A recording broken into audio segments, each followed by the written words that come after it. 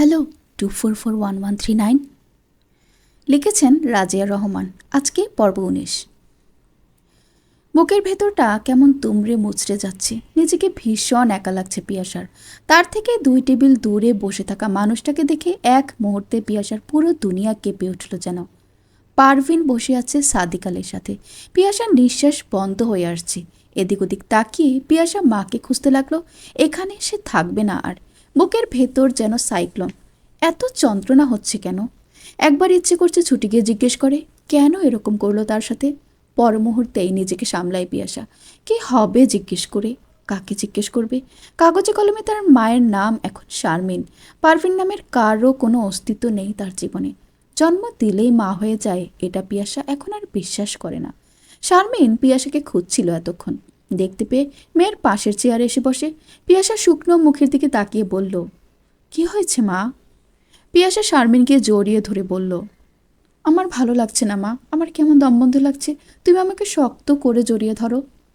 শারমিন মেয়ের অস্থিরতা দেখে দুশ্চিন্তায় পড়ে যায়। মেয়ে এত ঘাবড়ে আছে কেন? মেয়েকে শক্ত করে ধরে রাখবে শারমিন। পিয়াসা কাঁদছে না, কিন্তু তার চোখ জ্বলে যাচ্ছে তবুও। পারভিনের কোলে বছর তিনেকের একটা বাচ্চা ছেলে। পারভিন ছেলেকে জড়িয়ে ধরে বসে আছে। পিয়াসা চোখ বন্ধ করে ফেলে। সে কেন এত অবহেলিত ছিল তাহলে? নাকি মেয়ে বলে তাকে ফেলে চলে যেতে 2 বার ভাবেনি? নার্গিস একবার পিয়াসাকে দেখছে, আবার দূরে বসে থাকা পারভিনকে দেখছে। কি আশ্চর্য! এই মেয়েটার বা হচ্ছে শারমিন, অথচ এই মেয়ের চেহারা পুরোপুরি দূরের ওই টেবিলের মহিলার সাথে মিলে যাচ্ছে। অবাক হয়ে নার্গিস শারমিনকে বলল, আপা দেখেন, আপনার মেয়েটার সাথে ওই টেবিলে বসা মহিলার চেহারার সাথে অনেক মিল, তাই না? শারমিন তাকায়। এক মুহূর্তের জন্য শারমিনের মনে হলো সে ভুল দেখছে। পারভিন এখানে, এজন্যই কি তার মেয়েটা এরকম ঘাবড়ে গেছে? নার্গিসের দিকে তাকিয়ে বিব্রত সুরে বলল, এরকম কাকতালীয় কত ঘটনাই তো ঘটে দুনিয়ায়। নার্গিস চলে গেল কথা না বাড়িয়ে। শারমিন পিয়াসার চুলে বিলি কেটে বলল, যাবি মায়ের সাথে দেখা করতে? শারমিন খেয়াল করলো এই কথাটা বলতে গিয়ে তার বুকটা যেন ভেঙে যাচ্ছে যন্ত্রণায়। নিঃশ্বাস যেন বন্ধ হয়ে আসছে। পিয়াসা গভীর শ্বাস নিয়ে বলল, আমি আমার মায়ের কাছেই তো আছি, আমার আর কোনো মা নেই, মা তো একজনই হয়। শারমিনের বুকের পাথর নেমে গেল। আমি ভেতরে যাব মা, আমার ভালো লাগছে না। পিঙ্কির সাথে শারমিন পিয়াসাকে ভেতরে পাঠিয়ে দিল। পিয়াসা চলে যাওয়ার পর শারমিন উঠে দাঁড়ায়। পারভিনের সাথে কথা বলতে হবে তার। কেন মেয়েকে এরকম পরিস্থিতিতে ফেলে চলে গেল তা জানতে হবে। পারভিন 3 বছরের ছেলে পিয়াসকে ঘুম পাড়াচ্ছিল করলে হঠাৎ করে শারমিন ম্যাডামকে দেখে পারভিন কেমন চমকে ওঠে। সাদিক আলী বসে কথা বলছে ফোনে। স্বামীকে ইশারা করে পারভিন উঠে দাঁড়ায়। যেই জীবনের মায়া ত্যাগ করে এসেছে পারভিন, সেই অতীতে সে তার সামনে দাঁড়াবে কখনো কি ভেবেছে সে?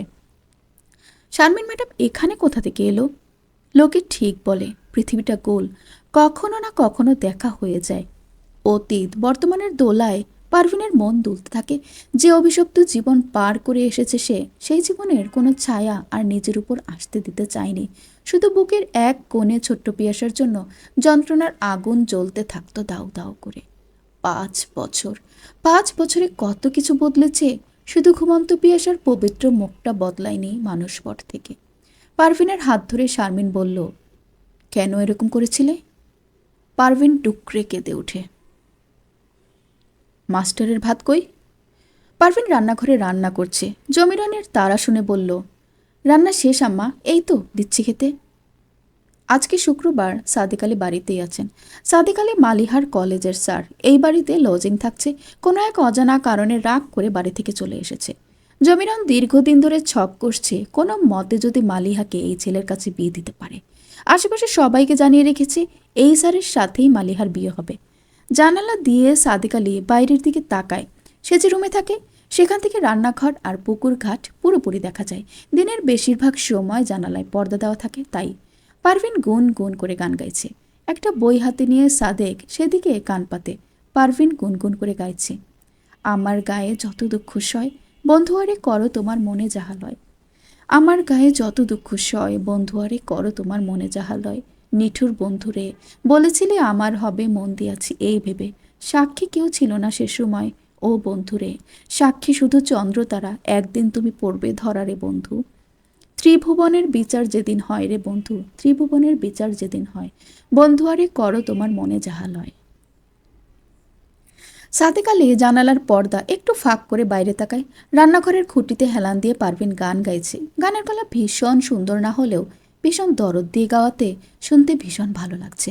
একবারে বুকের ভেতর এসে তীক্ষ্ণ ফলার মতো বিচ্ছে। সাদেক হারিয়ে যায় নিজের অতীত স্মৃতিতে। ভালোবেসে বিয়ে করেছিল নিজের চাচাতো বোনকে, কিন্তু ধরে রাখতে পারেনি। বাবা চাচার মধ্যকার দ্বন্দ্বের অবসান হবে ভেবে দুজনেই বিয়ে করে নিল। অথচ সেই আগুনে যেন ঘি ঢেলে দিল তাদের বিয়ে। 1 মাসের মাথায় ডিভোর্স দিতে হলো। সাদেকের বাবা আবেদ আলী এক কথার মানুষ। সাদেক যদি কবিতাকে তালাক না দেয় তাহলে তিনি গলায় দড়ি দেবেন। যে ভাই তার সব টাকা আত্মসাৎ করেছে তার মেয়েকে কিছুতেই ঘরে তুলবেন না। পুরো পরিবারের কেউ সাদেকের পাশে ছিল না। সাদেক ভাবল যাই হয়ে যাক, কবিতাকে সে ছাড়বে না। কিন্তু সাদেককে অবাক করে দিয়ে কবিতাই বলল সে আর এই সম্পর্কে থাকতে চায় না। তার বাবা তার জন্য ভালো পাত্র দেখছেন। পাত্র ইউকেতে সেটেল।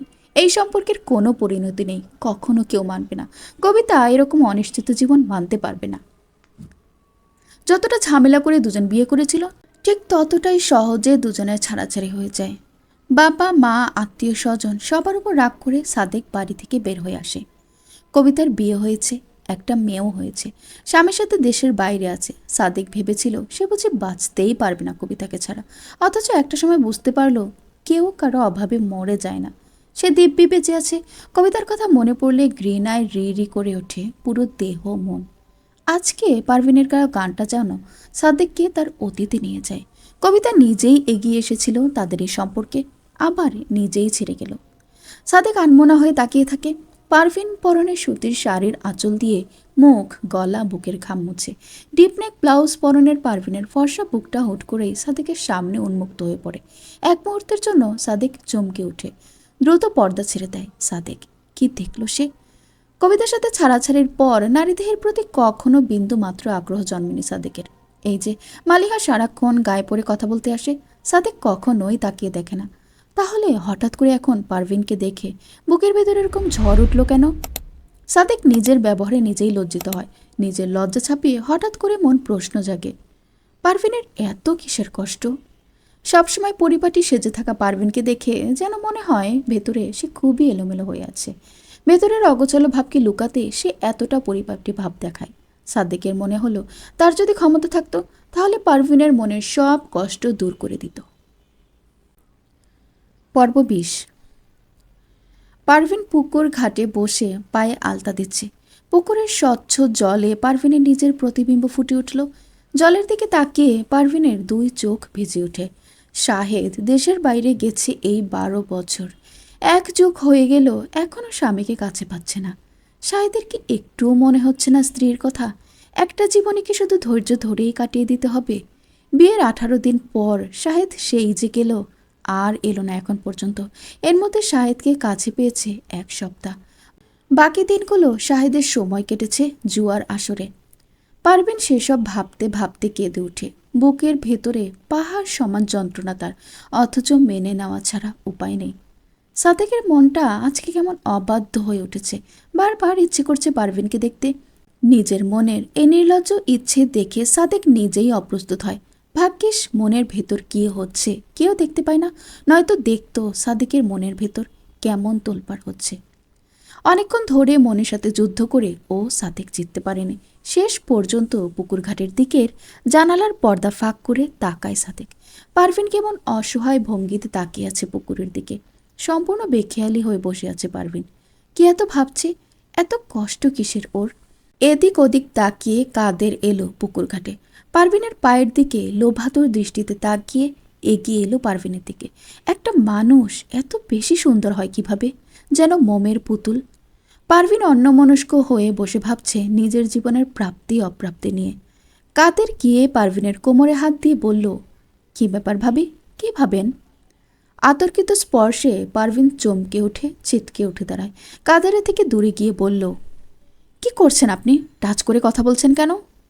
কাদের গলা নিচু করে বলল, একটা ফুল গাছ দিন দিন শুকায়া যাইতেছে, আমার তো দায়িত্ব তার গোড়ায় জল ঢালা। পারভিন তীক্ষ্ণ দৃষ্টিতে তাকিয়ে বলল, মালিহা পাইছেন আমারে? যেভাবে মাঝরাতে মালিহার ঘরে ঢুকে যান, ভাবছেন তেমন সবাইরে এক পাল্লায় মাপতে যাবেন না। জেনেও সব চুপ করে আছি। নিজেরা পাপ করতেছেন, নিজেরা হিসাব দিবেন। আমার সাথে বেচাল করতে আসবেন তো পুরো গ্রাম জানবে আপনাদের কুকীর্তি। কাদেরের চোয়াল শক্ত হলো। এ তাহলে সব বুঝে গেছে? কাদের এদিক ওদিক তাকায়। সন্ধ্যা হয়ে আসছে, কাদের বেপরোয়া হয়ে ওঠে। এ যখন সব জানে তাহলে আর ভালো মানুষের মুখোশটা কষ্ট করে পড়ে থাকার কোনো দরকার নেই এর সামনে। এক হাত দিয়ে পারভিনের কোমরে শক্ত করে খামচে দিয়ে ধরে আরেক হাতে পারভিনের মুখ চাপা দিয়ে কাদের বলল, সব যখন জাইনাই গেছেন তাইলে লুকোচুরি কিসের? সবাইরে জানানোর ভয় দেখান আমারে। কি জানাইবেন সবাইরে? আমি আপনারে। কাদেরের লোলুপ স্পর্শে পারভিনের পেটের নাড়ি ভুড়ি উল্টে এলো। কাদের কথা শেষ করতে পারে না, তার আগেই শুনতে পেল ঘরের দরজা খোলার শব্দ হচ্ছে। বাড়ির মাস্টার সাদিক আলী মালিহাকে ডাকতে ডাকতে এদিকে আসছে সম্ভবত। লাফিয়ে সিঁড়ি বেয়ে কাদের উঠে যায়। পারভিন বিধ্বস্ত হয়ে দাঁড়িয়ে থাকে। একটু আগে যা হলো তা কখনো পারভিনের কল্পনাতেও ছিল না। সাদেক স্যার যদি মালিহাকে না ডাকতে বের হতো তাহলে আজ পারভিনের কী যে হতো। সাদেক এদিক ওদিক তাকিয়ে মালিহাকে ডেকে ঘরে চলে গেল। নিজের রুমে ঢুকে সাদেকের ভীষণ রাগ হতে লাগলো। কাদেরকে খুন করে ফেলতে ইচ্ছে করছে তার। সে কিছুই করতে পারল না এরকম একটা ঘটনা ঘটতে দেখেও। সাদেকের মনটা বলছিল এটা ঠিক হচ্ছে না, কিছু করা উচিত, কিন্তু তবুও সে পারেনি। কেমন একটা অদ্ভুত অসহায়ত্ব অনুভব হচ্ছিল সাদেকের, কারণ তার কাছে কোনো প্রমাণ নেই। গ্রামের মানুষজন যে দিলকে তাল করে ফেলতে পারে সাদেক জানে। সে হয়তো পারভিনকে বাঁচাতে যেত, কাদের হয়তো রটিয়ে দিত, সে আর পারভিনকে নিয়ে কোনো কুৎসা। সাদেক কিছু করলেই পরিস্থিতি আরও খারাপ হতে পারত। কাদের চলে গেল, কিন্তু সাদেকের মাথার ভেতর তখনও ঝড় চলছে। বারবার নিজের বিবেক তাকে বলছে সে কিছু করতে পারলে হয়তো মানুষটার কষ্টটা একটু কমাতে পারত, কিন্তু কিছুই করেনি তখন। সাদেরকে এখন মনে হচ্ছে শুধু ওর সঙ্গেই না, নিজেদের সঙ্গেও অন্যায় করেছে। এই অপরাধ বোধ হয় তাকে ছাড়বে না। পারভিন চুপচাপ ঘরে চলে এলো। ঘরে এসে শাহেদের ইমোতে কল দিল। একবার, দুইবার, তিনবার রিং হচ্ছে, কিন্তু কল রিসিভ হচ্ছে না। পারভিনের বুক ফেটে কান্না আসছে। এত অসহায় কেন সে? প্রতিনিয়ত ভেতর থেকে ভেঙে যাচ্ছে পারভিন। এখানে কোন আজাব সহ্য করছে সে তা শুধু তার অন্তর্যামী জানেন। একজন স্বামী শুধু একজন মানুষই নন, বরং একজন রক্ষা কবচ। পারভিনের যন্ত্রণা আরও দ্বিগুণ হয়ে যায় শাহেদের সাথে যোগাযোগ করতে না পেরে। শাহেদ কথা শেষ বলেছে আরও 2 সপ্তাহ আগে। কল করা কখনো পারভিনের সাথে দুটো সুখ দুঃখের গল্প করা নয়। শাহেদ কল করে পারভিনকে অশ্রাব্য গালাগাল করার জন্য। পারভিন মনে করে তার জীবনের সবচেয়ে বড় ভুল ছিল মা ভক্ত মায়ের একমাত্র ছেলেকে বিয়ে করা। শাহেদের কাছে ধ্রুব সত্য হচ্ছে জমিরন, সেখানে পারভিন হচ্ছে তাদের বাড়ির বিনা বেতনের কাজের মেয়ে। পারভিনের কষ্টের কথা বলার কোনো জায়গা নেই। কোনো বোন থাকলে বোনের সাথে বলতো, কিন্তু কোনো বোন নেই তার। মা নিজে তো ভাইদের সংসারে গলগ্রহ হয়ে আছে। পারভিন একটা কথা বলতে গেলেই মা আগেই বলে, সংসার এমনই মা, মেনে নে। তবুও তো দুটো ভাত খেতে পাস, ওখান থেকে বের হয়ে গেলে এই ভাতও পাইবি না। পেটের আগুনের চাইতে যন্ত্রণায় এই দুনিয়ায় কিচ্ছু নাই। মাইনসে কয় পেটে দিয়ে পিঠে দিলেও সয়। পারভিন কার কাছে বলবে তার যন্ত্রণার কথা? সবচেয়ে কষ্ট হয় যখন নিজেকে বোঝাতে থাকে যে সে যতদিন বেঁচে আছে ততদিন সহ্য করতেই হবে। একটা সময় পারভিনের মনে হতে থাকে তার কষ্ট বা অনুভূতিগুলো আজীবনের জন্য নির্ধারিত হয়ে গেছে। পারভিনের ভেতরে এক ধরনের একাকিত্ব গড়ে উঠেছে, দিন দিন যা বাইরে থেকে কেউ বুঝতে পারে না। পিয়াসা এসেছে বাইরে থেকে খেলে। পারভিন অসহায় দৃষ্টিতে মেয়ের দিকে তাকায়। 12 বছর ধরে তো এই যন্ত্রণার আগুনে পড়ে দগ্ধ হচ্ছে। পিয়াসা মাকে বলল ক্ষুধা লেগেছে তার। পারভিন চোখ মুছে উঠে দাঁড়ায়। রুমের বাইরে বের হতে জমিরনের মুখোমুখি হয়। পারভিনের চুলের মুঠি ধরে জমিরন বলল, বুড়ি মাকে কি বলছিস তুই আমার মাইয়ের জামাই রে? তোর এত বড় কলজা হয়েছে? তোর সাহস এত বাড়ছে? পারভিন রুমের দরজা বাইরে থেকে ছিটকিনি দিয়ে দেয়। পিয়াসা যাতে কখনো এসবের কিছু না বুঝতে পারে। এমনিতেই মেয়ে কষ্ট থাকে, কখনোই তার বাবা তার সাথে কথা বলে না বলে সেখানে মায়ের এসব যন্ত্রণা ছোট্ট মেয়েটাকে আরও যন্ত্রণা দিবে। জমিরনের হাত থেকে নিজের চুল ছাড়াতে ছাড়াতে পারভিন বলল, বড় দুলা ভাই আমার লগে অসভ্যতা করছে। আমি ওনাকে কোনো অসম্মান করিনি, বরং উনি আমার সাথে খারাপ ব্যবহার করেছেন। কি করছে তোরে? মিথ্যা কথার জায়গা পাস না তুই? তুই কি কইছস? আমার মালিহা আর কাদের নামে কি কইবি তুই সবাই রে? কি কইবি? তুই কি মনে করছস তোরে আমি এমনি সাইরে দিমু? তুই মনে রাখিস তোর হাল কি করি আমি। বাইরে হুটুপুটি শুনে সাদেক বুঝতে পারল পারভিনকে ওর শাশুড়ি মারধর করছে সম্ভবত। প্রায় এরকম হুটুপুটি শোনা যায়, কিন্তু কখনোই সাদেক সেসবে পাত্তা দেয়নি। সে এখানে মালিহাকে পড়ায় নিজের রুমেই। রুমের বাইরে এদের যাই হোক সেসবে তার ইন্টারফেয়ারের কিছু নেই, কিন্তু আজকে মনে হচ্ছে বাইরে বের হওয়া উচিত। কিছু না বললেও সে বের হতে দেখলে জমিরন চাচিয়ে নিজের নোংরা রূপ লুকিয়ে ফেলবে। যা ভেবেছে তাই। দরজার খুট করে শব্দ হতেই জমিরন পারভিনকে ছেড়ে দেয়। পারভিন এলোমেলোভাবে ফ্লোরে বসে আছে। সেদিকে এক নজর তাকিয়ে সাদেকের ভীষণ মায়া হয়। আহারে বেচারি, এত অসহায় কেন? এর তো স্বামীর সংসারের রানীর হওয়ার কথা ছিল, অথচ ভাগ্য তাকে রানী করেছে ঠিকই, তবে দুঃখী রানী। সাদেক বের হয়ে বলল, মালিহা, পড়তে আসো। জমিরন বিগলিত হেসে বলল, স্যার, নাস্তায় কি খাইবেন? সাদেক বলল, আমি কিছু খাবো না চাচি, খিদে নেই। সাদেক ভেতরে চলে যেতেই জমিরন বলল, একটা কাক পক্ষী কোনো কিছু যদি বুঝতে পারে তাইলে মনে রাখিস তোর আর পিয়াসার অবস্থা আমি কি করি। পারভিন কিছু বলার সাহস পায় না আর। পর্ব ২১।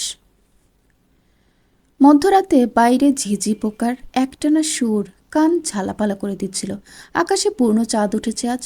চাঁদের আলো পুকুরের পানিতে পড়ে কেমন মায়াবী স্বপ্নের মতো আবহ সৃষ্টি করেছে। শান্ত পুকুরের পানিতে চাঁদের প্রতিচ্ছবি। হালকা বাতাস এসে পারভিনকে ছুঁয়ে যাচ্ছে। এত সুন্দর মায়াবী রাতে মনটা আনচান করে নিজের প্রিয় মানুষটার সান্নিধ্য পাওয়ার জন্য, অথচ এসব কিছুই এখন পারভিনকে স্পর্শ করতে পারছে না। একটু আগে শাহিদ কল করেছিল। শাহিদের কল পেয়ে পারভিনের অভিমান যেন পাহাড় সমান হয়ে যায়। পিয়াসা ঘুমাচ্ছে। পারভিন জানে এখন রুমে কথা বললে পিয়াসা জেগে যাবে। নিজেদের মধ্যকার কলহ মেয়ে যাতে না জানে, তাই পারভিন রুম থেকে বের হয়ে এলো। সামনের দরজা খুলে পারভিন পুকুর ঘাটে গিয়ে কল রিসিভ করে। রিসিভ করতেই ওপাশ থেকে শাহিদের কুৎসিত গালাগালি ভেসে আসে। জমিরন সন্ধ্যাবেলায় ছেলেকে যা বলার বলেছেন। একটু আগে একটা প্রস্টিটিউটের সাথে সময় কাটিয়ে এসেছে শাহিদ, তখন পারভিন কল করেছে। শাহিদের মেজাজ খারাপ হয়ে যায় পারভিনের কল পেয়ে। কিছুক্ষণ পর মা কল করে শাহিদকে নালিশ করে। শাহিদের মাথা আরও গরম হয়ে যায়। শাহিদ ২ বোতল মদ খেয়েছে। মদ খেয়ে সে পারভিনকে কল দিল। এই কাজটা শাহিদের ভীষণ ভালো লাগে। এই দুনিয়ার যত গালাগাল বিকৃত ভাষা সব প্রয়োগ করতে পারে সে। মাতাল হয়ে পারভিনের কিছু গোপন ছবি আছে, সেগুলো দেখে শাহিদ, সাথে বন্ধুদের দেখায়। ভীষণ মজা পায় এই কাজটা করে সে।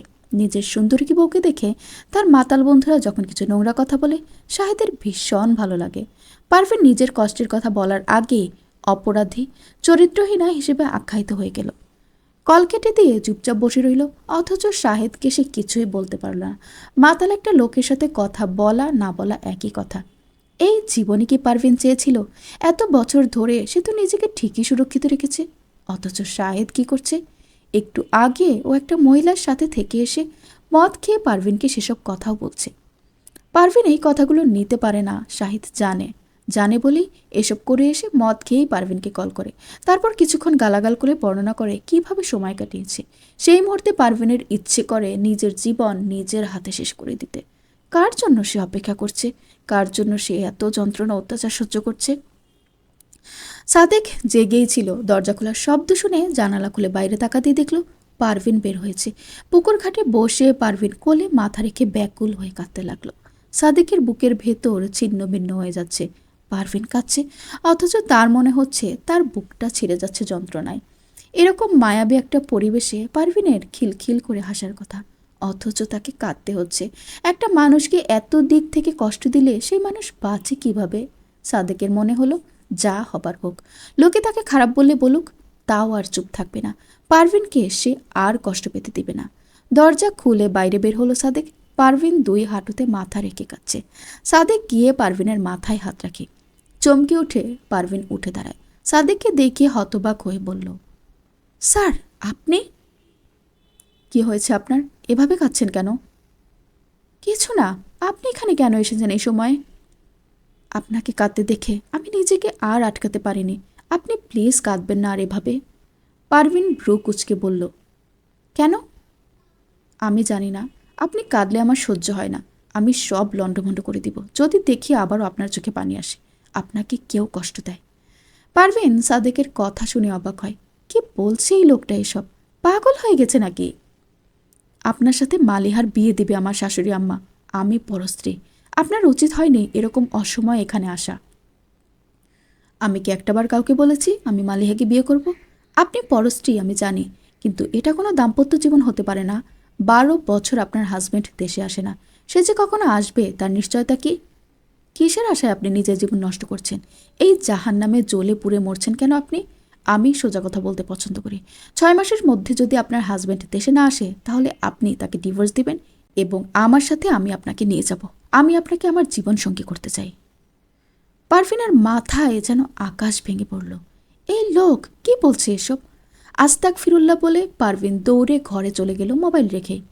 সাদেক দাঁড়িয়ে রইল পুকুর ঘাটে।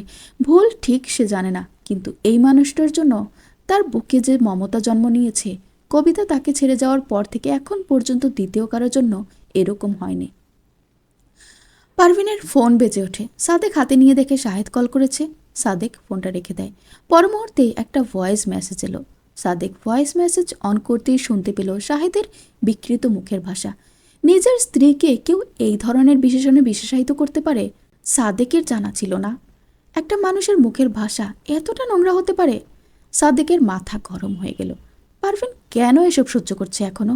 শাহেদ আবারও কল দিল। সাদেক রিংটোন অফ করে দিল। শাহেদ আবারও ভয়েস দিল। এবার ভয়েস মেসেজ শুনে সাদেকের মনে হলো সে যেন এই দুনিয়ায় নেই। শাহেদ বলছে, ওই মাকে তোরে আমার মা কইছে না তোর ভাইরে থেকে 2 লাখ টাকা এনে দিতে? দিছস? এখনো দিস নাই কেন? শোন, দ্রুত টাকার ব্যবস্থা কর, নয়তো খুব খারাপ হইব। তুই জানোস না তোর যত নোট ছবি আছে আমার কাছে ওইসব বিক্রি করে দিমু শালি। সাদেকের ইচ্ছে করলো এক আছাড়ে ফোনটা ভেঙে ফেলে। সাদেক নিজেকে সংবরণ করে ভয়েস মেসেজ ডিলিট করে দেয়। এসব পারভিন শুনলে আরও ভেঙে পড়বে। শাহিদের ফোন নাম্বার নেয় সাদেক, তারপর ফোন নিয়ে দ্রুত ঘরে যায়। কিছু একটা করতে হবে। রুমে গিয়ে সর্বপ্রথম শাহিদের ফেসবুক আইডি খুঁজে বের করে সাদেক। শাহিদের আইডি করে তার দুবাইয়ের ঠিকানা খুঁজে বের করে। তার সাথে ছবি থাকা কয়েকজন বন্ধুর আইডি বের করে ফ্রেন্ড রিকোয়েস্ট পাঠায় সাদেক। তাদের আইডি থেকে তাদের ফ্যামিলি মেম্বারকে খুঁজে বের করে আবার। এই ব্যাপারটা একটা মহিলা যতটা ভালো বুঝবে, একটা পুরুষ তা বুঝবে না। দুজনের ওয়াইফের ফেসবুক আইডি খুঁজে ফ্রেন্ড রিকোয়েস্ট দিয়ে মেসেজও পাঠায় সাদেক। তারপর অপেক্ষা করতে থাকে রিপ্লাই পাওয়ার জন্য। পারভিন রুমে এসে পিয়াসাকে শক্ত করে জড়িয়ে ধরে। এই যাবৎ অনেকেই পারভিনকে অনেক রকম ইশারা ইঙ্গিত করেছিল। সবার মনোবাসনায় ইঙ্গিতে ছিল নোংরা। এই প্রথম কেউ তার মুখোমুখি এসে সোজা সাপটা নিজের পছন্দের কথা জানিয়েছে। পারভিনের কান্না পায়, যার জন্য সে প্রতিনিয়ত যন্ত্রণার আগুনে পুড়ে শুদ্ধ হচ্ছে। সে কিনা তাকে পাত্তাই দিচ্ছে না। সকালে ঘুম থেকে উঠে পারভিন ডাইনিং টেবিলের উপর নিজের মোবাইল দেখতে পায়। সারাদিন ভীষণ ভয়ে ভয়ে থাকে পারভিন। এই বুঝি স্যারের মুখোমুখি হয়ে গেল। এই মানুষটাকে পারভিন আগে সম্মান করত, সেই সম্মান হারিয়ে এখন জন্ম নিয়েছে ভয়, শঙ্কা। জমিরন থমথমে সুরে বলল, মাস্টারে নাস্তা দিছস? যা নাস্তা দিয়ায়। পারভিন না তাকিয়ে বলল, মালিহাকে বলেন নাস্তাটা দিতে। মালিহা নাস্তা দিব কেন? তোর কি গতরে তেল জমছে যে তুই দিতে পারস না? যা বলছি। পারভিন কথা বাড়ায় না। নাস্তার ট্রে নিয়ে সাদেকের দরজায় কড়া নাড়ে। সাদেক ভেতর থেকে বলল, দরজা খোলা আছে। পারভিন নাস্তার ট্রে টেবিলে রেখে চলে যেতে নিল। সাদেক পেছন থেকে ডেকে বলল, গতরাতে আমি 6 মাসের সময় দিয়েছিলাম, এখন আমার মনে হচ্ছে 6 মাস অনেক বেশি হয়ে যাচ্ছে। আমি তোমাকে 1 মাসের সময় দিলাম। 1 মাসের মধ্যে তোমার স্বামী দেশে না এলে তুমি আমার সাথে চলে যাবে। আমি তোমাকে বিয়ে করব, আর আমার সিদ্ধান্ত একেবারে ফাইনাল। তুমি রাজি না হলে আমি তোমাকে তুলে নিয়ে যাব। তবুও এই নরকে তোমাকে পচে মরতে দিব না। পারভিন ঘুরে দাঁড়িয়ে বলল, আমি পচে মরলে আপনার কিসের অসুবিধা এত? আপনি এত মাথা কাঁপাচ্ছেন কেন? আমার স্বামী, আমার শ্বশুরবাড়ি, আমার ব্যাপার। আপনার কি? স্বামী? কে তোমার স্বামী? আমি অনেক কিছুই জানি পারভিন। তুমি যাকে স্বামী ভেবে এই আগুনে পড়ছো, তার কাছে তোমার 1 আনার দামও নেই। যখন থেকে তুমি আমার বুকের ভেতর ঢুকে একটা শক্ত আসন পেতে বসেছ, তখন থেকেই তোমার সব ভালো মন্দ আমার সাথে জড়িয়ে গেছে। আমি তোমাকে ভালোবাসি। তোমাকে ভালোবাসি বলেই আমি তোমাকে সুখী দেখতে চাই, রানীর মতো দেখতে চাই। তা যদি শাহেদ করতে পারে, আমি কখনো তোমাকে চাইব না, কারণ আমি জানি তুমিও শাহেদকে চাও। কিন্তু শাহেদ যদি আমার ভালোবাসাকে অযত্নে রাখে, তাহলে আমি সেটা থাকতে দিব না। যার আসন আমার বুকে, তাকে অন্য কেউ পায়ের নিচে রাখলে আমি কেন মেনে নিব? পারভিন আর দাঁড়ালো না। এই লোকটা পাগল হয়ে গেছে নাকি? কী সব হাবিজাবি বলছে এসব? নাস্তা করে সাদেক কলেজ চলে গেল। মালিহাও কলেজে, পিয়াসা স্কুলে, জমিরন পাড়া বেড়াতে বের হয়েছে। এই শুনশান দুপুরে চারিদিকে কেমন অদ্ভুত শূন্যতা। পারভিন কাপড় নিয়ে গোসল করতে গেল পুকুর ঘাটে। হাতে পায়ে সাবান দিচ্ছে পারভিন। সেই মুহূর্তে কাদের এসে হাজির হলো। কাদের এসে পারভিনের পাশে বসতেই পারভিন ভয় পেয়ে পানিতে ঝাঁপ দেয়। কাদের এক গাল হেসে বলল, ভয় পান কেন? আমি আসছি গোসল করতে। আপনারা তো কিছু করি নাই আমি। আপনার গোসল আপনি করবেন, আমার গোসল আমি করব। আপনার যদি কোনো সাহায্য লাগলে তাও করব। এই ধরেন পিঠ তো আপনি নিজে সাবান দিয়ে ডলতে পারবেন না, আমি না হয় একটু সাবান দিয়ে ভালো করে ডলে দিলাম। এরকম ঘৃণ্য কথায় পারভিনের শরীর গুলিয়ে ওঠে। কাদের হাসি মুখে বসে আছে পুকুর ঘাটে। পারভিন মাঝ পুকুরে দাঁড়িয়ে আছে। এই সময় বাড়িতে কেউ থাকে না, একা বাড়ি হওয়ায় কেউ আসার ভয় নেই। কাদের পারভিনকে বলল, আইজ আমি এই ঘাটে বসে থাকবো, আপনার কাপড় এইখানে রাখা। আপনি কতক্ষণ পানিতে থাকবেন এভাবে? বাড়িতে কেউ নাই, আমি চাইলে এখন পানিতে নামিয়ে যেতে পারি। আমি নামবো না, এইখানে বসে থাকবো। সত্যি অগ্নি পরীক্ষা দিছিল নাকি? আপনি দিবেন জল পরীক্ষা। নভেম্বরের শেষ সপ্তাহ, ঠান্ডায় পারভিন কাঁপছে। আকাশের দিকে তাকিয়ে পারভিন বলল, আর কত যন্ত্রণা সহ্য করতে হবে খোদা? আমি জানি না কোন পাপ করেছি আমি, কোন অপরাধের শাস্তি দিতেছ আমাকে এভাবে। আমাকে একেবারে এই দুনিয়া থেকে নিয়ে যাও আল্লাহ। এভাবে তিলে তিলে আমাকে শেষ করে দিও না। এত যন্ত্রণা একটা মানুষ কিভাবে সহ্য করে আল্লাহ? আমার আর কত ধৈর্য পরীক্ষা নিবা? সময় যেন কাটছেই না। পারভিন চিৎকার করে আম্মা আম্মা বলে জমিরনকে ডাকে। কাদের বসে বসে হাসে। শাশুড়িকে এসে নিজেদের বাড়িতে দেখে এসেছে। 2-3 ঘন্টায় সে বাড়িমুখো হবে না, কাদের জানে। আশেপাশের কোথাও কোনো সাড়া পাওয়া গেল না। পারভিন অন্য কোনো পাশ দিয়ে উঠে যেতেও পারছে না। ঘরে ঢুকতে গেলে কাদের সামনে এসে দাঁড়ায় যদি, তখন? তাছাড়া ভেজা কাপড়ে শরীরের সব অঙ্গ স্পষ্ট হয়ে উঠবে। কাদেরের পশুর দৃষ্টিও পারভিনকে শেষ করে ফেলবে। পানিতে দাঁড়িয়ে পারভিন দোয়া ইউনুস পড়তে লাগলো। পর্ব 22। সূর্যের আলো ধীরে ধীরে মলিন হচ্ছে। একটি রৌদ্রোজ্জ্বল দিন আস্তে আস্তে সমাপ্তির দিকে যাচ্ছে। আসরের আজান হয়েছে বেশ খানিকক্ষণ হলো। পারভিনের দাঁত কপাটি লেগে আসছে। বাড়ির বাইরে রাস্তায় বাইকের শব্দ শোনা যাচ্ছে। পারভিন সচকিত হয়। সাদেক স্যার আসছে নাকি? এই মুহূর্তে সাদেক স্যারকে পারভিনের কাছে ফেরেস্তার মতো মনে হয়। কাদের হর্নের শব্দ শুনে পুকুর পাড়ের জঙ্গলে ঢুকে গেল। জঙ্গলের মধ্য দিয়ে হাঁটা চলার রাস্তা আছে। কাদের মনে ভীষণ আনন্দ। শালার বউকে সে একটু একটু করে খেলিয়ে খেলিয়ে বড়শিতে কাঁদবে। কত দিন ধরা না দিয়ে থাকবে সে? এত সোজা? কাদের যার দিকে তাকিয়েছে তাকে নিজের করে ছেড়েছে সবসময়। সাদেক বাড়ি ফিরে দেখে পারভিন পুকুরে। দৃষ্টি অবনত করে সাদেক ঘরে চলে গেল। পারভিন ভেজা কাপড় বদলে ঘরে এলো। মাথা ধরে আছে তার। 1 কাপ গরম চা খাওয়ার জন্য রান্নাঘরে যেতে হবে এখন। পারভিনের অস্বস্তি হচ্ছে। ঘরে কেউ নেই। চা বানালে মাস্টারকেও দিতে হবে। বিকেলে তিনি রং চা খান। পারভিন তার মুখোমুখি হতে চায় না, সেজন্যই আজকে চা বানাতে গেল না। পিয়াসা ফিরল স্কুল থেকে। পারভিন মেয়েকে ভাত দিতে গিয়ে ভাবল, সাদেক স্যারকে তো চা দেওয়া হলো না, পিয়াসাকে দিয়ে পাঠিয়ে দিবে। 2 কাপ চা বানানোর জন্য পানি বসালো পারভিন। তার শরীরের ভেতর কেমন যেন করছে। গলা খুসখুস করছে। ক্লান্ত শরীরটাকে পারভিন যেন জোর করে টেনে নিয়ে যাচ্ছে। সাদেক জানালার পর্দা সরিয়ে দেয়। পারভিনকে তার অন্যরকম মনে হচ্ছে না। কেমন টলমল পায়ে হাঁটছে যেন। জমিরন, মালিহা কেউ ঘরে নেই। সাদেক সাহস করে বাইরে এলো। পারভিনের থেকে কিছুটা দূরত্বে দাঁড়ায় সাদেক। একটা সবুজ শাড়ি পরে পারভিন চা বানাচ্ছে। সাদেকের বুকের ভেতর কেমন ধুকপুক করছে। এই মানুষটা তার হলে কি এমন ক্ষতি হবে এই দুনিয়ার? সেই তো রোজ নিয়ম করে সূর্যাস্ত হবে, সূর্যোদয় হবে, নদীতে জোয়ার আসবে, পাখিরা গসন গসিবে, ভ্রমর ফুলে উড়ে বেড়াবে, দিন শেষে রাত্রে নামবে। কোনো কিছুরই তো ব্যতিক্রম হবে না। অথচ এই মানুষটা তার না হলে জীবনের স্বপ্ন হারিয়ে যাবে। উদ্দেশ্যহীন পথিকের মতো সে হেঁটে বেড়াবে জীবনের পথে। দিঘারা নাবিকের মতো হাতড়ে বেড়াবে বন্দর। পারভিন পেছনে তাকাতেই দেখে সাদেক দাঁড়িয়ে আছে। পারভিন এদিক ওদিক তাকায়। ভয় করছে তার। সাদেক বলল, ভয় পেও না আমাকে। তোমাকে এমন লাগছে কেন? শরীর ঠিক আছে? পারভিন জবাব দিল না। চায়ের কাপ নিয়ে ঘরে চলে গেল। একটু পর পিয়াসা এসে চা দিয়ে গেল সাদেককে। মাগরিবের আগ মুহূর্তে জমিরন আর মালিহা বাড়িতে এলো একসাথে। কলেজ থেকে মালিহা সাবিহার বাড়ি গিয়েছিল।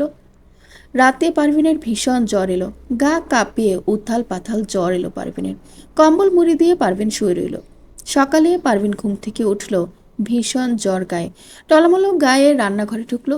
সংসারে বউদের শরীর খারাপ হোক আর যাই হোক, তাকে চুলার পারে না পেলে গৃহকর্ত্রীর মেজাজের পারদ তুঙ্গে উঠে যায়। পারভিন রান্না করে বসে টের পেল সারা শরীর গুলিয়ে বমি আসছে তার। ছুটে গিয়ে বমি করে। সাদেক বের হয়ে আসে। জমিরন মেয়েকে নিয়ে কম্বলের নিচে শুয়ে আছে। বাইরে ভীষণ ঠান্ডা, কুয়াশায় মুড়ে আছে সবকিছু। কনকনে ঠান্ডা বাতাসে পারভিনের দাঁতে দাঁত লেগে যাচ্ছে। বালতি থেকে মগে করে এক মগ পানি এগিয়ে দেয় সাদেক পারভিনকে। পারভিনের সারা শরীর কাঁপছে ততক্ষণে, শীতে, খিদে, জ্বরে। গতকাল সকালে নাস্তা করেছে, তারপর এখন পর্যন্ত কষ্টে, লজ্জায়, ভয়ে পারভিন আর খায়নি কিছু। এত অপমান আল্লাহ তাকে কেন করলো? সে তো কোনো অন্যায় করেনি, তাহলে তার প্রতি পদক্ষেপে এত পরীক্ষা কেন দিতে হচ্ছে? কেন কাদেরের মতো একটা নরকের কীটে তাকে এত ভয় পেতে হচ্ছে? তার স্বামী যদি তাকে একটু বুঝতো, তাহলে তো কেউ আর তার দিকে নোংরা হাত বাড়াতে সাহস পেত না। এসব ভেবে কষ্টে পারভিন কিছুই খেতে পারেনি। সাদেক দেখলেও পারভিন কেমন বেহুশ হয়ে যাচ্ছে। দ্রুত এগিয়ে গিয়ে পানি দিয়ে পারভিনকে কুলকুচি করায় সাদেক। পারভিনকে কোনো মতে ধরে মালিহাকে ডাকে। এত আরামের কম্বলের নিচে শুয়ে মালিহা আর সেখান থেকে বের হতে ইচ্ছে করছে না। জমিরন বলল, যা গিয়া শুই নাই কেন ডাকে? এরে হাতে রাখন লাগবো। মা, আমার বাইরে হতে মন চায় না। এই শীতে কোন পাগলে বাইরে যায়? এখন কিছুতেই বাইরমু না, তুমি গিয়ে শুনে আসো। পাগল নি, এইরম শীতের মধ্যে বাইরে হতে পারুম না, শুয়ে থাক। কেউ এগিয়ে আসছে না দেখে সাদেক পারভিনকে কোলে তুলে নেয়। পাখির মতো একটা মানুষ, এত হালকা কেন? ঠিকমতো খাওয়া দাওয়া করে তো? পিয়াসা পড়ছে বসে। মাকে এরকম দেখে পিয়াসা ভয় পায়। কি হয়েছে মায়ের? সাদেক বলল, কিছু হয়নি পিয়া, তোমার মা সেন্সলেস হয়ে গেছে, ওনার ভীষণ জ্বর। তোমার ফুফুকে ডেকে নিয়ে আসো, তোমার মায়ের কাপড় চেঞ্জ করতে হবে। পিয়াসা গিয়ে মালিহাকে ডাকে। মালিহা আসে না। জমিরন মেয়েকে বলল, এইগুলা হয়েছে নকরা, না রান্ধনের জন্য ভং ধরছে, মাস্টার কলেজ যাক, এরপর ধর্ম আমি। মালিহা বলল, মা আমি যাবো না আইস।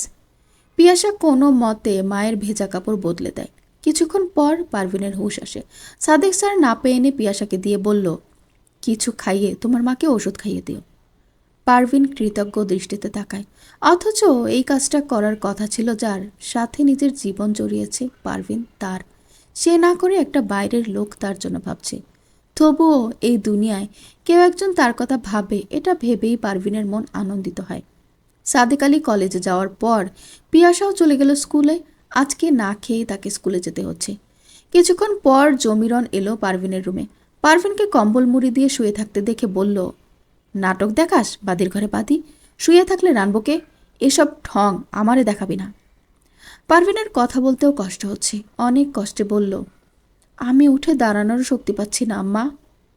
কেন? খাইতে তো কম খাস না, তাইলে উঠতে পারস না কেন? না রানলে আস কই থেকে তুই আর তোর মেয়েরে খাস? আমি দেখমু। আমি রানমু আর তুই আরাম করে গিলবি ভাবছস? মনে রাখিস, তা হবে না। আইস রান্তা হইব না, তুই উঠে রানবি। সত্যি সত্যি জমিরন মালিহাকে নিয়ে চলে গেল সাবিহার বাড়িতে। কাদের ঘরের সামনে বসে হিন্দি গান শুনছে। মালিহা গিয়ে কাদেরের গা ঘেঁষে দাঁড়ায়। মালিহাকে দেখে কাদের মালিহার গাল টিপে দিয়ে বলে, এই অবেলায় কি মনে করে? আপনার জন্য পরাণ পড়তেছিল তাই। পরাণ নাকি অন্য কিছু? মালিহা গাল টিপে হেসে বলল, সারাদিন উল্টাপাল্টা কথা কন। জমিরন সাবিহাকে বলল, পিয়াসার মারে রাই খাইছে আজ, জ্বরে বেতাল হইয়া আছে। আমিও রানবো না, ভাবছে আমি রানবো আর নিজে গিলবো, এই জন্যই চলে আসছি। ভালো করে রান্না করতো। সাবিহা খুশি হয়ে বলল, আচ্ছা ঠিক আছে মা, রানতেছি। মাস্টার খাইব কই তাইলে? ওর জন্য নিয়ে যাবো, বক্সে করে দিয়ে দিস তো। এত ভালো পোলা এরে জামাই বানাতে পারলে আর কিছু লাগবো না। হ্যাঁ মা, নিয়ে যাইও। ওরা মা মাইয়া খাইলে খাইব, না খাইলে নাই, ওইসব নিয়ে ভাইব না। আমি গরুর গোস্ত নামাই। কাদের ভাবল এই সুযোগ। পারবিন অসুস্থ, ঘরেও কেউ নেই, আইজ তারে কে আটকায়। মালিহাকে বলল, থাকো, দোকান থেকে কিছু নিয়ে আসি তোমার লাইগা। মালিহা খুশি মনে অপেক্ষা করে। পারভিন জ্বরে আচ্ছন্ন হয়ে আছে, গলা শুকিয়ে কাঠ হয়ে আছে তার। একটা মানুষ নেই এক ফোঁটা পানি দেওয়ার জন্য। পারভিন চিঁচিয়ে সুরে শাশুড়িকে ডাকে। কোথাও কোনো শব্দ নেই তাদের। মানুষ এত নির্দয় কিভাবে হয়? মানুষ হয় মানুষের জন্য কেন এক ফোঁটা ভালোবাসা জন্মে না কোনো? এত পাষাণ কেন ওরা? অথচ এদের জন্যই কিনা পারভিন খেটে মরে। তা না হলে কিসের আশায় এখানে পড়ে আছে সে? বাইরে গুনগুন সুরে গান শোনা যাচ্ছে। পারভিনের বুক কেঁপে ওঠে। কাদের এসেছে নাকি? পারভিনের শরীরে এক ফোঁটা শক্তি নেই যে উঠে দরজা বন্ধ করে দিবে। মাথা সমানে ঘুরছে, তেমনি পুরো শরীর কাঁপছে। অনেক কষ্টে মাথা তোলে পারভিন। দরজাটা বন্ধ করতে হবে তার। পারভিন বিছানা থেকে উঠে আর যেতে পারে না।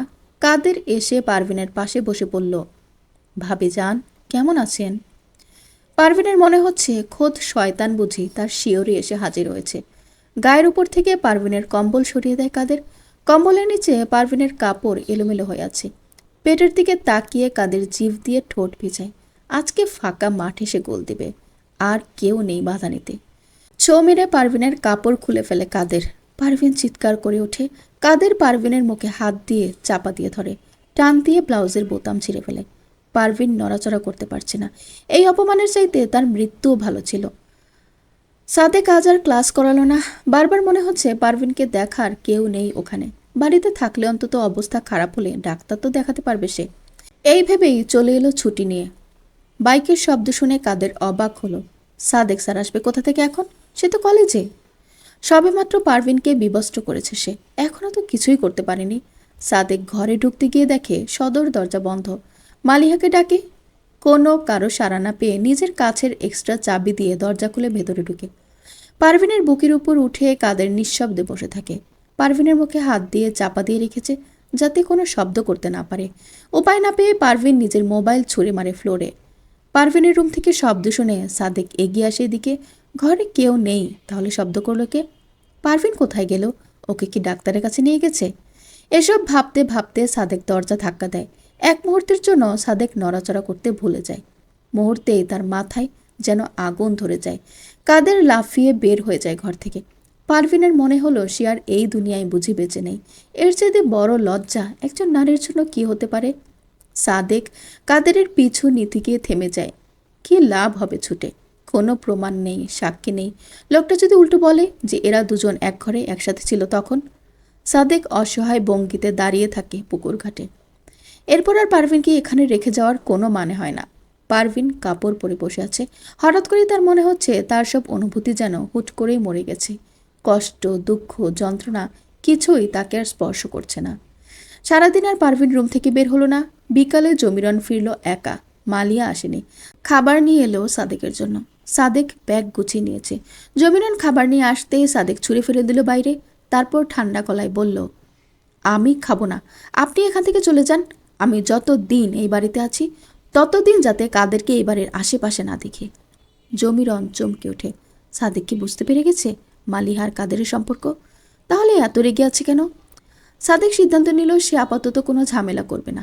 তা না হলে পারভিনকে নিজের করা তার জন্য কঠিন হয়ে যাবে। রাতে শাহেদ কল দিল। পারভিন নিষ্প্রিয় ভঙ্গিতে ফোন নিয়ে বের হলো। শাহেদ কল করে গালাগাল দিতে লাগলো সমানে। জমিরন তাকে জানিয়েছে পারভিন ইচ্ছে করে আজ শুয়েছিল সারাক্ষণ, ভাত রান্না করেনি, তাকে সাবিয়ার বাড়ি থেকে খেতে হয়েছে। শাহেদের গালাগাল শুনে পারভিন শান্ত সুরে বলল, আজকে যদি আপনাকে আমি সামনে পেতাম তাহলে আল্লাহর কসম করে বলছি আমার পায়ের জুতা দিয়ে আপনার গালে মারতাম। গায়ে মানুষের চামড়া থাকলে আমার সাথে আর কথা বলবেন না। পর্বতেশ। শীতের রিক্ততার অবসান হয়ে প্রকৃতিতে বসন্ত এলো। গাছে গাছে যেন রঙের বন্যা। কুয়াশাচ্ছন্ন দিন মিলিয়ে গিয়ে আবারও দেখা যাচ্ছে আলোর ঝলমলে দিন। শুধু পরিবর্তন হয়নি পারভিন, তার জীবনে নতুন করে আর বসন্ত আসেনি। সাদিক আলী আগের মতোই আছে। তার মনের পুরোটা জুড়ে শুধু একটাই নাম, তা হলো পারভিন। সময় কেটে যাচ্ছে তার আপন গতিতে। সাদেক কলেজে ক্লাস শেষ করে এক মুহূর্ত অপেক্ষা করে না আর। সারাক্ষণ তার বুক কাঁপে শঙ্কায়। পারভিন ঠিক আছে তো? এই চিন্তায় সাদেকের সব কিছু থমকে যায়। পারভিন সে যেন পাথরের মূর্তি, কোনো অনুভূতি নেই তার। সাদেকের ছায়াও মারায় না সে। রান্নাঘরের সামনে পর্দা লাগিয়ে দিয়েছে যাতে সাদেক নিজের রুম থেকে পারভিনকে দেখতে না পায়। পুকুর ঘাটেও পর্দা লাগিয়েছে। সাদেকের মনে হচ্ছে তার থেকে পালানোর জন্যই পারভিন এমন করছে। বুকের ভেতর কেমন ঝড় ওঠে। ইচ্ছে করে সব লণ্ডভণ্ড করে দিয়ে পারভিনকে নিয়ে পালিয়ে যায়। তার যত আকুলতা, যত অস্থিরতা, কিছুই যেন পারভিন বোঝে না। এত নির্লিপ্ত কিভাবে থাকে একটা মানুষ? নিয়ম মেনে দিন কেটে যায়, রাত আসে, সময় কেটে যায়। বসন্ত পেরিয়ে গ্রীষ্ম এলো। পয়লা বৈশাখের দিন কলেজের কয়েকজন কলিগের সাথে সাদেক ঘুরতে বের হলো। অনেকক্ষণ ঘুরে ফিরে একটা রেস্টুরেন্টে বসলো খাবার খাওয়ার জন্য। সাদেক রেস্টুরেন্টের ওয়াশরুমে গেল। দরজার ফাঁক করতেই দেখতে পেল কাদের আর মালিহা ঘনিষ্ঠ হয়ে দাঁড়িয়ে আছে। এবার আর সাদেক ভুল করলো না। মুহূর্তেই ফোন বের করে ভিডিও করে নিল। তারপর ভিডিও অফ করে বাইরে থেকে গলা খাঁকড়ি দিয়ে দরজা ধাক্কা দিতেই দেখে দুজন দুদিকে ছিটকে পড়ে। সাদিক অবাক হওয়ার ভঙ্গিতে বলল, আরে আপনারা? কাদের সাদেকের সামনে মাথা নিচু করে দাঁড়িয়ে রইল। সেদিনের পর আর কাদের সাদেকের ঘরে থাকাকালীন শ্বশুরবাড়ি যায়নি। মালিহা আমতা আমতা করে বলল, আমার অনেক ইচ্ছে ছিল পান্তা ইলিশ খাওয়ার, তাই দুলাভাই নিয়ে এসেছেন। সাদেক আর কিছু না বলে ওয়াশরুমে ঢুকে গেল। তার মাথায় একটা দুর্দান্ত প্ল্যান এসেছে। এই প্ল্যানটা সে এক্সিকিউট করবে। রাতে খাওয়ার পর সাদেক জমিরনকে বলল তার সাথে কথা আছে। জমিরন ভাবল সাদেক হয়তো মালিহাকে বিয়ে করার কথা বলবে, কিন্তু সাদেক যা বলল তা শুনে জমিরন চমকে ওঠে। সাদেক কিনা পারভিনকে বিয়ে করতে চাইছে। জমিরনকে অবাক করে দিয়ে সাদেক বলল, মালিহার সাথে যে আপনার বড় জামাইয়ের একটা ঘনিষ্ঠ সম্পর্ক আছে তা আমি জানি। এরপর পুরো দুনিয়াকে জানাবো। প্রমাণও আছে আমার কাছে। আপনাদের কাছে পারভিনের কোনো দাম নেই, অথচ তাকে পেলে আমি বেঁচে যাই। আপনার ছেলে তো তাকে চায় না, এই পরিবারে আপনার কেউই তাকে চান না। তাকে আমাকে ভিক্ষা দিন, তা না হলে আমি আপনাদের জীবন ধ্বংস করে দেব। জমিনার নিজের রুমে গিয়ে শাহেদকে কল দিতে গেলেন। পরক্ষণে মনে হলো তার শাহেদের ফোন হারিয়ে গেছে। জমিরন চোখের উপর দেখতে পেল সাবিহা আর তার বাচ্চাদের দুর্দশা। সময় মতো ছোট মেয়েকে তিনি শাসন করেননি। থলের বেড়াল বের হয়ে যাওয়ার আগেই তাকে থলেতেই মেরে ফেলতে হবে। জমিরন সিদ্ধান্ত নিল লাগলে পারভিনকে তুলে দিবে সাদেকের হাতে, তবুও এই ব্যাপারটা গোপন রাখতে হবে তার, তা না হলে সব কিছু হারাবেন। সাবিহার সংসার ভেঙে যাবে। তার বড় মেয়েটা বোকাশোকা বলেই চোখের সামনে ঘটে যাওয়া ঘটনার কিছুই বুঝতে পারছে না, কিন্তু ছোট মেয়েটাও তার আদরের। দুই মেয়ের জীবনটাই নষ্ট হয়ে যাবে। ছোট মেয়েটা যে কখনোই কাদেরকে বিয়ে করবে না তা তিনি জানেন। জমিরনের ইচ্ছা করলো মালিহাকে গিয়ে উত্তম মাধ্যম দেয়। রাগে হনহন করে মালিহার রুমে গেলেন। মালিহা মাকে দেখে বলল, মা দেখো দুলাভাই কি দিয়ে গেছে, আসো খাই।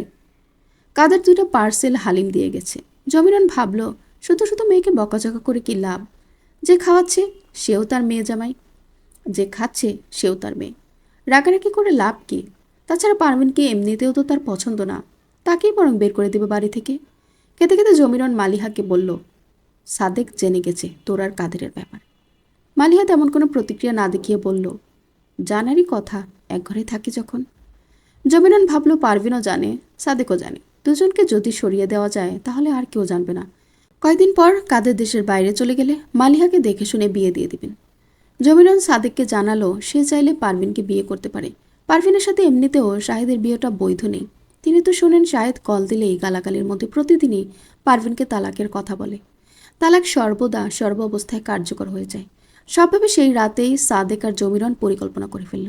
পরদিন সকালে জমিরন পারভিনকে তার ঔষধের প্রেসক্রিপশন দিয়ে বলল তার জন্য ঔষধ নিয়ে আসতে, সাথে পিয়াসাকেও নিয়ে যেতে বাজারে। পারভিন পিয়াসাকে নিল না। মেয়েটাকে সাথে নিলে যদি একটা কিছু না খাওয়াতে পারে তাহলে নিজেরই কষ্ট লাগবে। পিয়াসাকে ঘুম পাড়িয়ে পারভিন জমিরনের জন্য ঔষধ আনতে গেল। সাদেক তৈরি ছিল। পারভিন সিএনজির জন্য অপেক্ষা করছিল। সেই মুহূর্তে একটা খালি সিএনজি এলো। পারভিন সিএনজিতে উঠে বসে। একটু পরে সাদেকও উঠে সেই সিএনজিতে। পারভিন যখন বুঝতে পারলো সাদেক তাকে নিয়ে যাচ্ছে, তখন চিৎকার করেও কোনো লাভ হলো না। কিছুক্ষণ কান্নাকাটি চিৎকার চেঁচামেচি করে পারভিন যখন শান্ত হলো, তখন সাদেক পারভিনকে কিছু রেকর্ড শোনায়। শাহেদের সেই রাতের ভয়েস মেসেজ সাদেক নিজের ফোনে রেকর্ড করে রেখেছিল ডিলিট করার আগে। পারভিন হতবিহ্বল হয়ে তাকিয়ে রইল। এসব কি শুনছে? কিন্তু তার মেয়েকে যে ওই পাষাণপুরীতে রেখে এসেছে।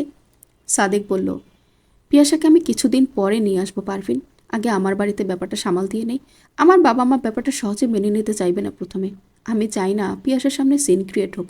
পরিস্থিতি স্বাভাবিক হলে আমি তোমার মেয়েকে নিয়ে আসবো। তাছাড়া আজকে তোমাকে তোমার শাশুড়ি ইচ্ছে করেই পাঠিয়েছে আমার সাথে মিলে। ওই বাড়ি ফিরে গেলে তোমাকে ওরা মেনে নেবে না পারভিন। পারভিন কেঁদে ওঠে। এ কী জীবন তার, এই কোন অনিশ্চয়তার এক জীবনে। সাদেকের পরিবারের একটা ঝড় উঠে গেল।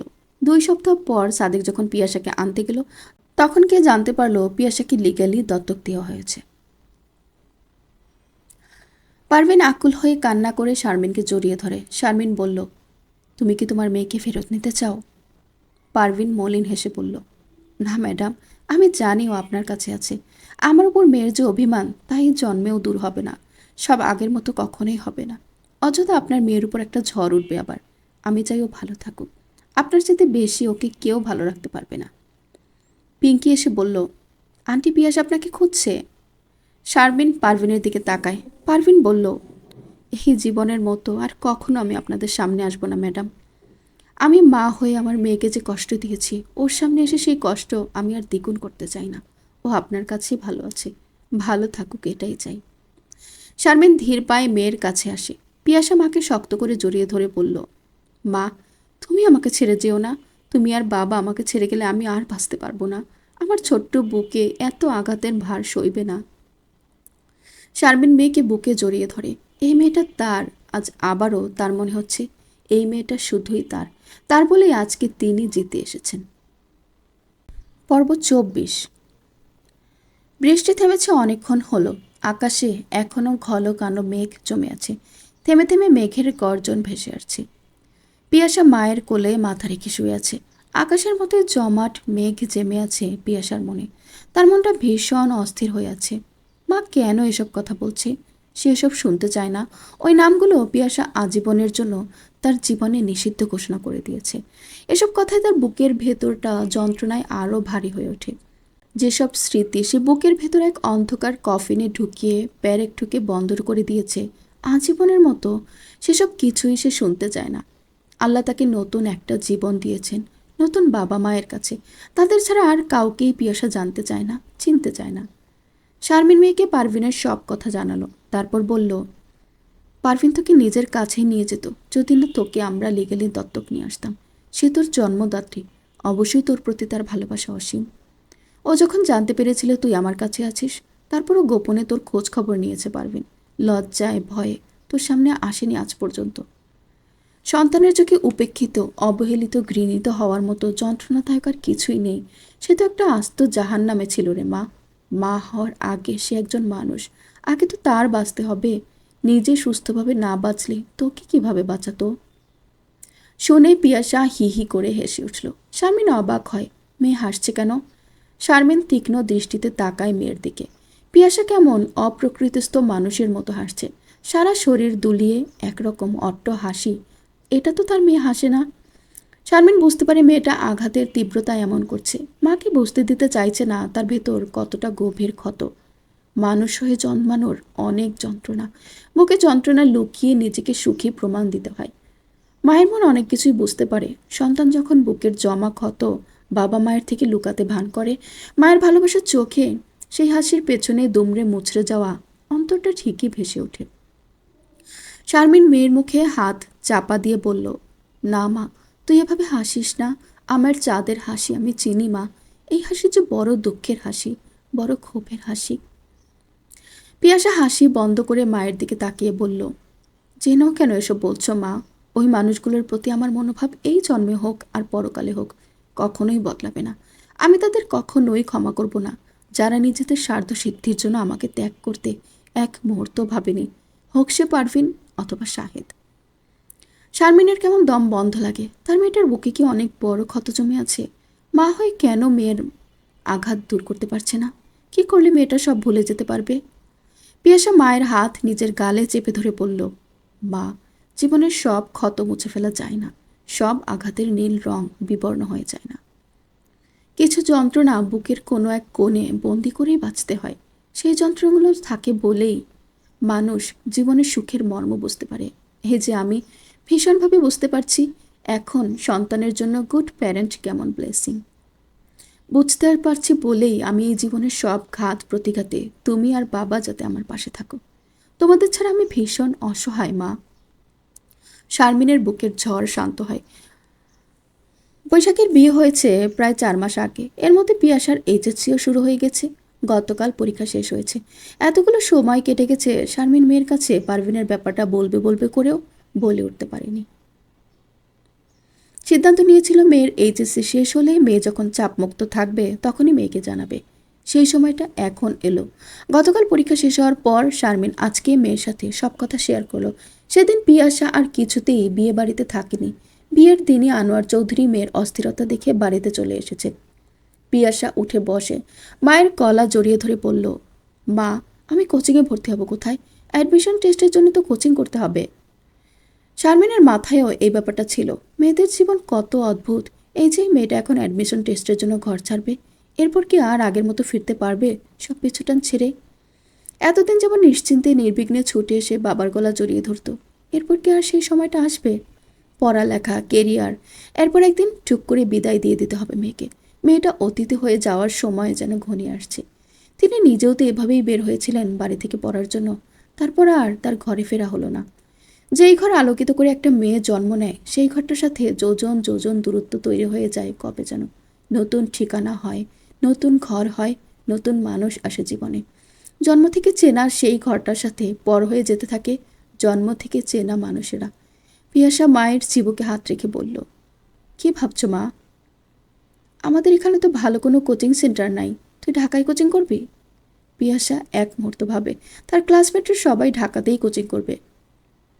বাবা আসলে রাতে বাবার সাথে ডিসকাস করো তুমি, বাবা যেখানে বলবে সেখানেই। শারমিন চলে যেতেই পিয়াসা অতীত মরিয়ে রাখা স্মৃতির কফিনের ঢাকনা খোলে।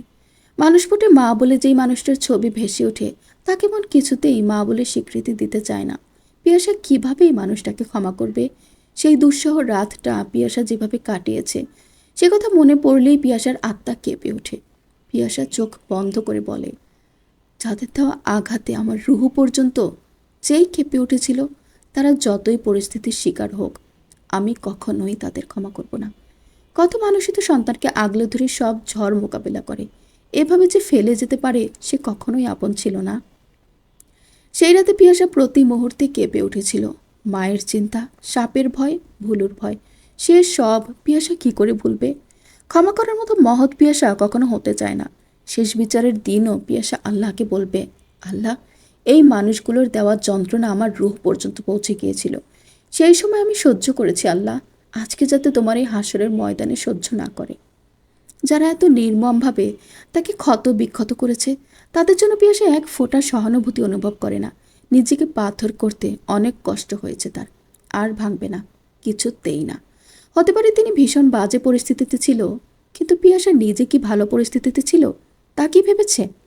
সেই ঝড়ের রাতে ভুলুর আক্রমণ থেকে পিয়াসা যখন পালিয়ে এসেছিল, সেই দুঃস্মৃতি এখনও পিয়াসাকে তাড়া করে। সবই কি এত সহজে ভুলে যাওয়া যায়? তিনি যেমন নিজের পরিস্থিতির শিকার, পিয়াসাও তেমন। তার পরিস্থিতি যদি তাকে পিয়াসার থেকে দূরে যেতে বাধ্য করে, তাহলে পিয়াসার পরিস্থিতিও তাকে ক্ষমা না করতে শিখিয়েছে। তাদের দুজনের জীবনের সবচেয়ে বড় ভিলেন তাদের ভাগ্য। তাছাড়া এখন তিনিও নিজের জীবনে ভালো আছেন, পিয়াসাও বাবা মাকে নিয়ে ভালো আছে। কারো জীবনে ছায়া কারো উপর নেই। সেখানে পিয়াসা তাকে ক্ষমা করুক আর না করুক, তাতে তার কোনো অসুবিধা হওয়ার কথা না। পিয়াসাদের জীবনের হারিয়ে যাওয়া সেই অধ্যায়, যে অধ্যায় তার জীবনের পরীক্ষার সিলেবাসের বাইরে। জীবনের চলার পথ যখন আলাদাই হয়ে গেছে আজীবনের জন্য, সেখানে ক্ষমা করুক আর না করুক কার কি? রাতে খাবার টেবিলে বাবা মেয়ে একত্রিত হয়। পিয়াসা বাবার দিকে তাকায়, বাবাকে ভীষণ ক্লান্ত লাগছে। বাবার হাতের উপর হাত রেখে বলে, কি হয়েছে বাবা, এমন লাগছে কেন তোমাকে? আনোয়ার চৌধুরী মেয়ের মাথায় হাত রেখে বলল, তুই কোচিংয়ের জন্য দূরে চলে গেলে আমি কি করে বাঁচবো বাবা? তুই ছাড়া যে আমার এই অন্ধকার হয়ে যাবে। পিয়াসা হেসে বলল, পড়তে যাচ্ছি বাবা, আজীবনের জন্য যাচ্ছি না। তোর সিরাজ আঙ্কেলের সাথে কথা বলেছি বুঝলি, তোর মা আমাকে বিকেলেই জানিয়েছে। তখনই তোর আঙ্কেল কল করে, কথায় কথায় আমি জানাই তোর কোচিংয়ের কথা। তুই ঢাকাতেই কোচিং করবি, ওদের বাসায় থেকেই কোচিং করবি। তোকে হোস্টেলে দিলে আমি অস্থিরতায় নিঃশ্বাস নিতে পারবো না, তোর দেখাশোনা করার কেউ থাকবে না। শারমিন গ্লাসে পানি ঢালতে ঢালতে বলল, এটা তো সবচেয়ে ভালো সিদ্ধান্ত, আমিও নিশ্চিন্তে থাকতে পারবো তোকে নিয়ে। কি খাচ্ছিস না খাচ্ছিস, কেমন আছিস, সব দেখার জন্য রজনী আছে। তা না হলে অন্য কোথাও থাকলে কে তোর যত্ন নিবে? পিয়াসার মাথায় আকাশ ভেঙে পড়ে। আবারও ওই বাড়িতে যেতে হবে? পিয়াসার চোখের সামনে সেই দিনটার স্মৃতি ভেসে ওঠে। হলুদ একটা লেহেঙ্গা পরে পিয়াসা বাবা মায়ের সাথে প্রথম আশারদের বাড়িতে বেড়াতে যায়। পিঙ্কির সাথে পিয়াসার ভীষণ ভাব হয়ে যাওয়ায় পিঙ্কি পিয়াসাকে নিয়ে ছুটে যায় ছাদে তাকে কবুতর দেখানোর জন্য। এত কবুতর দেখে পিয়াসার ভীষণ আনন্দ হয়। পিঙ্কি পিয়াসাকে ছাদে রেখেই নিচে আসে। পিয়াসা যখন নিচু হয়ে বসে কবুতরকে আদর করছিল, মীরা এসে এক ফাঁকে উপর হয়ে বসে থাকা পিয়াসার লেহেঙ্গার টপসের ফিতা কেটে দেয়। পিয়াসাকে যে ওরা তিন বোন ভীষণ অপছন্দ করে, পিয়াসার তা বুঝতে বাকি ছিল না। আশার পিয়াসার সামনে বসেই কবুতরকে খাবার দিচ্ছিল, সেই মুহূর্তে দুর্ঘটনা ঘটে। টপস অনেকটা নেমে আসে গলা দিয়ে, পেছনের বাঁধন ছিঁড়ে যায়। আশার তাৎক্ষণিক উঠে সরে যায়। পিয়াসার খেয়াল হয় কিছুক্ষণ পরেই। ভয়ে আতঙ্কে পিয়াসা ছুটে নেমে আসে ছাদ থেকে। কেউ জানে না কি ভীষণ লজ্জা অপমানের মুখোমুখি হয়েছিল পিয়াসা সেদিন। লজ্জায় মাটির সাথে মিছে যেতে ইচ্ছে করছিল তার। তারপর থেকে আশারকে পিয়াসা ভীষণ ভয় পায়। ইস, এখন কিনা তাদের বাসায় গিয়ে থাকতে হবে। পিয়াসার বুকের ভেতর দ্রিম দ্রিম করে। কি করবে? সকালবেলায় আশারের সাথে পিয়াসার দেখা হয়ে গেল। আনোয়ার আঙ্কেল পিয়াসাকে নিয়ে এসেছেন। মায়ের কাছে আসার গত রাতেই শুনেছিল পিয়াসা আসবে, এখানে থেকেই কোচিং করবে। আশার পিয়াসাকে দেখে ভাবলো এখন থেকে তার বাড়িতে থাকা কমিয়ে দিতে হবে। এমনিতেও আশার বাড়িতে কম থাকে, রাজনৈতিক কারণে প্রায় থেকে বাড়িতে ফিরতে হয় 1টার দিকে। সকালে বের হয়ে রাতে বাড়িতে ফিরে আসার। পিয়াসা নিশ্চিন্তে থাকতে পারবে, তার জন্য মেয়েটা অস্বস্তিতে পড়ুক এটা আসার কখনোই চায় না। অ্যাজ এ জেন্টেলম্যান সে চায় এই মেয়েটা নিশ্চিন্তে তার পোশাক কৈতরের মতো ঘুরে বেড়াক এই বিশাল বাড়িটির আনাচে কানাচে। নিজের ভাবনায় নিজেই হেসে ফেলে আসার। কৈতর, কি কিউট বিশেষণ। এই মেয়েটাকে কৈতর বলেই ডাকবে কোনো একদিন। দেখা যাবে কেমন রিয়্যাক্ট করে সে তখন। নিশ্চয়ই আসরের মাথা ফাটিয়ে দিবে। পর্ব 25।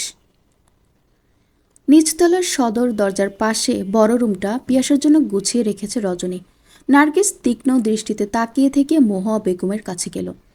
মহুয়া বেগমের চুলে ঝুনি তেল মালিশ করছে। নার্গিস থমথমে সুরে বলল, সবসময় দেখছি মেহমান কেউ আসলে পেছনের দিকের রুমে থাকে, তাহলে এবার সামনের রুমে কেন আম্মা? আর আমি মহুয়া বেগমের চোখ লেগে এসেছে। নার্গিসের গলার স্বর তার কাছে ভীষণ বিরক্তিকর লাগলো, কিন্তু কথাটা ভীষণ গুরুতর। রজনী তার সাথে কথা না বলেই তার বান্ধবীর মেয়েকে ওই রুমে থাকতে দিচ্ছে। এই সংসারের হর্তা কর্তা তিনি এখনও। সব কিছু এখন তার নামে, তিনি যা বলবেন তাই শেষ সিদ্ধান্ত। সেখানে রজনী কি নিজেই মতামত দেওয়া, সিদ্ধান্ত নেওয়া শিখে গেছে? তার মানে কি এখন আর তার দাম থাকবে না? মহুয়া বেগম শটান হয়ে বসলেন। ঝুনিকে বললেন, যা রজনীকে ডেকে আন। ঝুনের ভীষণ বিরক্ত লাগলো। ছোটভাবে মানুষটার মনের ভেতর এমন কুচকুচে কালা কেন?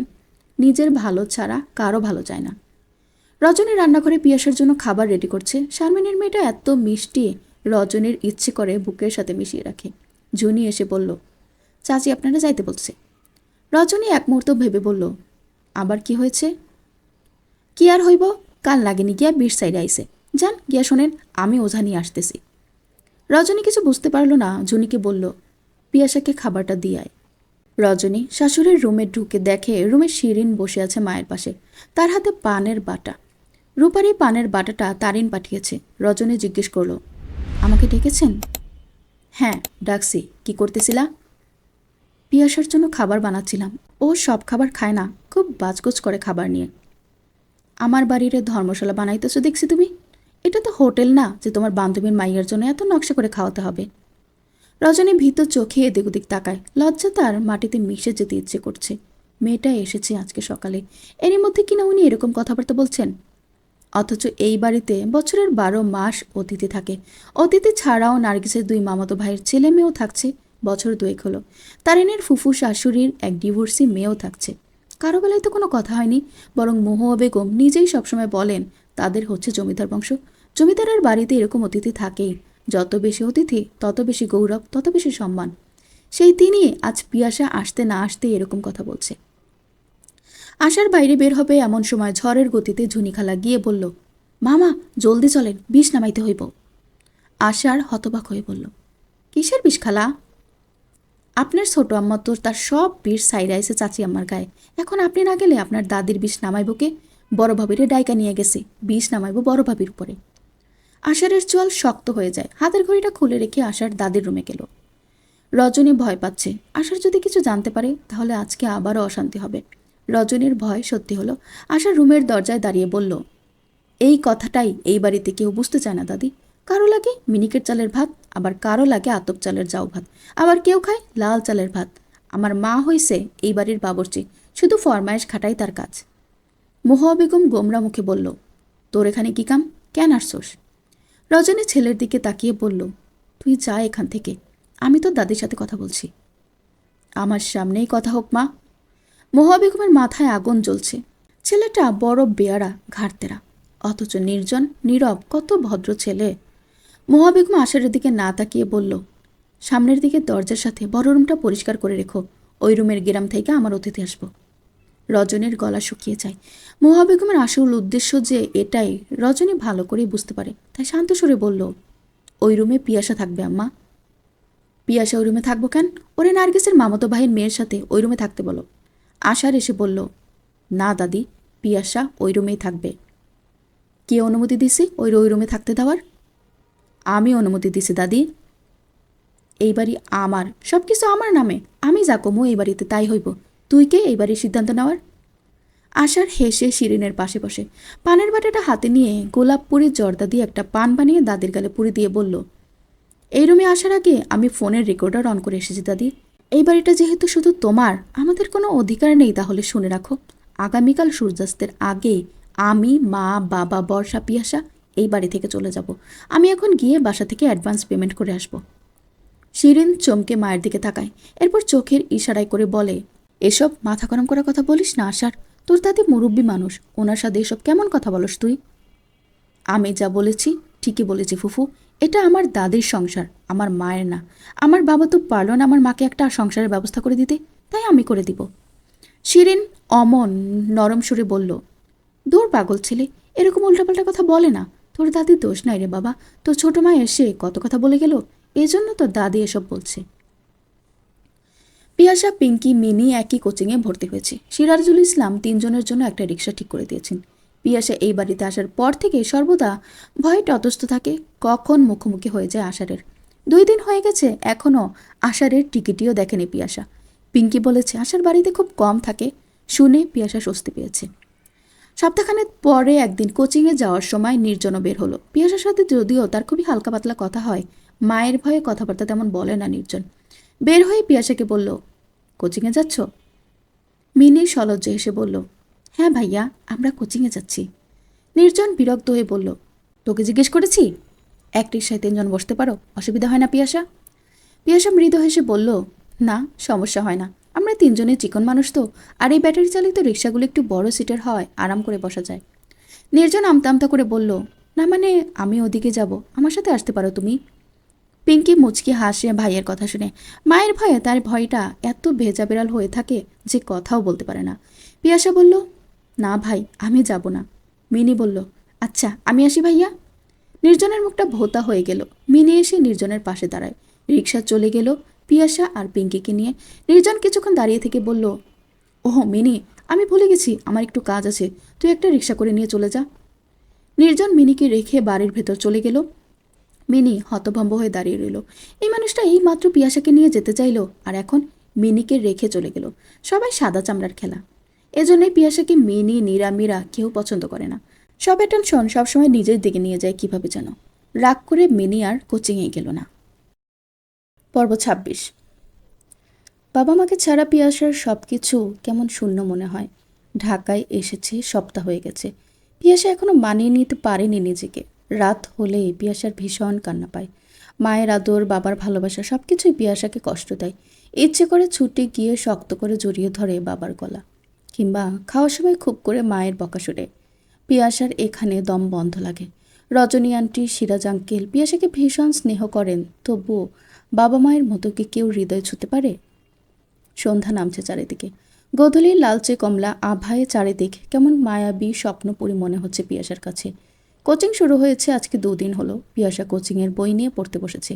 পিঙ্কি এলো কিছুক্ষণ বাদে। পিয়াসাকে মন দিয়ে পড়তে দেখে বলল, এখনই পড়তে বসে গেছিস? চল আমার রুমে, সবাই মিলে লুডো খেলবো। পিয়াসার মনোযোগ বইতে নিবদ্ধ। মাথা না তুলেই বলল, না রে, আমি খেলবো না, আমাকে পড়তে হবে। পিঙ্কি বিরক্ত হয়। পিয়াসা যে এত বই পোকা পিঙ্কি বুঝতে পারেনি। সারাক্ষণ রুমে বন্দি থাকে, বই ছাড়া কখনোই একা থাকতে দেখেনি পিঙ্কি তাকে। হয় একাডেমিক বই, না হয় উপন্যাস, যাই হোক বই থাকবেই। পিঙ্কি বের হয়ে গেল মিনির কাছে। সে, রিঙ্কি, বর্ষা আর মিনি মিলে খেলবে। মিনি নখে নেল পলিশ দিচ্ছে। পিঙ্কি গিয়ে বলল, লুডো খেলবি মিনি? চল খেললে। মিনি নখে নেল পলিশ লাগাতে লাগাতে বলল, তোর বান্ধবী কোথায়? সে খেলছে? না, ও পড়ছে, খেলবে না। মিনি হেসে বলল, হোনা খেলায় আমাকে ডাকছিস না? এখন আর তো আমাকে তুই পাত্তাই দেস না। পিঙ্কি বিরক্ত হয়ে বলল, দেখ, খেললে আয়, নয়তো আমরা 3 জনেই খেলবো। মিনি উঠে গেল লুডো খেলতে। 1 কাপ চা নিয়ে রজনী পিয়াসার কাছে গেল। পিয়াসাকে চা দিয়ে মহুয়া বেগমের জন্য নাস্তা বানাতে গেল। পিয়াসা চায়ের কাপ সামনে রেখে পড়ছে। নির্জন এদিক ওদিক তাকিয়ে পিয়াসার রুমে ঢুকে গেল। পিয়াসা নির্জনকে দেখে চমকে এদিক ওদিক তাকায়। এখানে আসার পর থেকে পিয়াসা বুঝে গেছে এই বাড়িতে নার্গিস আন্টি, শিরিন আন্টি আর দাদু কেউই তাকে পছন্দ করে না। কেউ তাকে মুখ ফুটে কিছু বলেনি যদিও, কিন্তু ব্যবহারে, দৃষ্টিভঙ্গিতে অনেক কিছু প্রকাশ পায়। এই জন্যই পিয়াসা ঠিক করলো পিঙ্কির সাথে ও কম মিশবে এখন থেকে।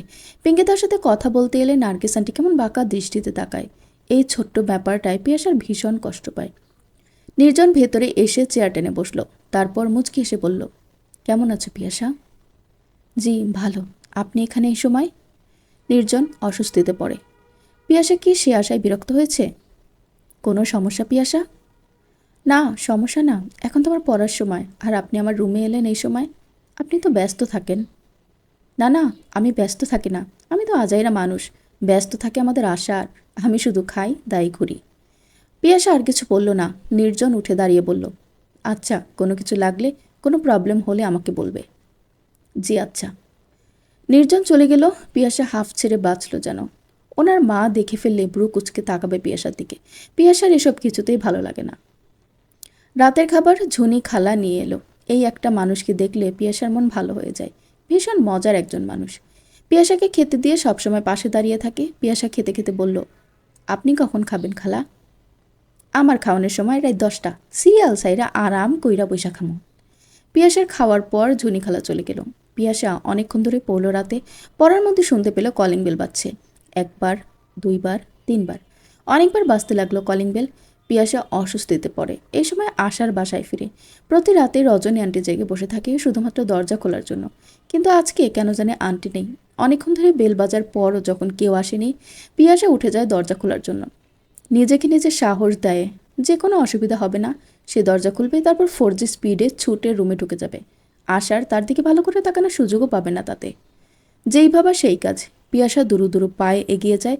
তারপর দরজা খুলতেই তার কোলে এসে পড়ে একটা ফুলের তোড়া। ছুটে পালানোর আগে চমকে ওঠে পিয়াসা। আশার পিয়াসাকে দেখে অবাক হয়। পিয়াসা দরজা খুলেছে। পিয়াসাকে উদ্দেশ্য করে বলল, আজকে কি সূর্য পশ্চিমে উঠেছে নাকি? দরজা তুমি খুললে যে? পিয়াসা জবাব না দিয়ে ফুলের তোড়াটা সোফার উপর রেখে ছুটে পালাতে যায়। সে পালানোর আগেই আশার বলল, আমাকে এক গ্লাস বরফ শীতল পানি খাওয়া তো পিয়াসা। পিয়াসা হতবাক হয়। এই লোকটি কি পাগল নাকি? কি বলছে তাকে? পানি চাইছে তার কাছে? সেই লোকটার থেকে পালাতে চাইছে? আশার সোফায় হেলান দিয়ে বসে বলল, দাঁড়িয়ে আছো যে? এক গ্লাস পানি চেয়েছি তো আমি।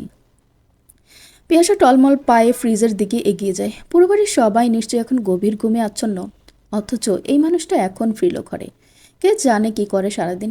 নিশ্চয়ই টোটো কোম্পানির ম্যানেজার। এর চাইতে নির্জন ভাই ভালো, অন্তত রাস্তায় রাস্তায় ঘুরে বেড়ায় না।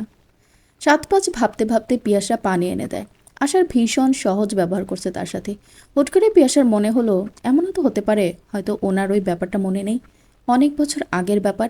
পিয়াসার জন্য লজ্জাজনক ছিল বলে তার মনে আছে, ওনার জন্য তো না। হয়তো উনি সেসব ভুলে গেছেন।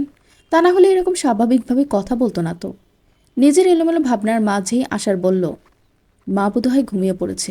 মায়ের শরীরটা ভালো যাচ্ছে না কয়দিন ধরে। তুমি কি আমার খাবারটা গরম করে দিতে পারবে? পিয়াসার ভীষণ রাগ হলো। এই লোক কি ভেবেছে? তাকে একটার পর একটা ফরমাইশ দিয়েই যাচ্ছে। স্পষ্ট গলায় পিয়াসা বলল, না পারবো না, আমার পড়া আছে। আশার দীর্ঘ নিঃশ্বাস ফেলে সোফায় শুয়ে বলল, ঠিক আছে যাও, আমি না হয় না খেয়ে থাকলাম, তাতে কার কি এসে যায়। আজকাল মানুষের মন থেকে মায়া দয়া মমতা সব উঠে গেছে। পিয়াসা চলে যেতে নিল। আশারের কথা শুনে তার গা জ্বলে গেল যেন। একবার ভাবলো খাবারটা গরম করে দিবে, পরক্ষণেই মত বদলালো। তাকে এত কথা বলছে যখন, সেও খাবার গরম করে দিবে না? তার কিসের এত দায়? পিয়াসা নিজের রুমে ঢুকে দরজা বন্ধ করে দিল। 2টো বাজে আসতেই পিয়াসা উঠে পড়ে ঘুমানোর জন্য। দরজার নিচ দিয়ে বসার ঘরের আলো আসছে পিয়াসার রুমে। সে বিরক্ত হলো। এই লোকটা লাইট অফ না করেই চলে গেছে।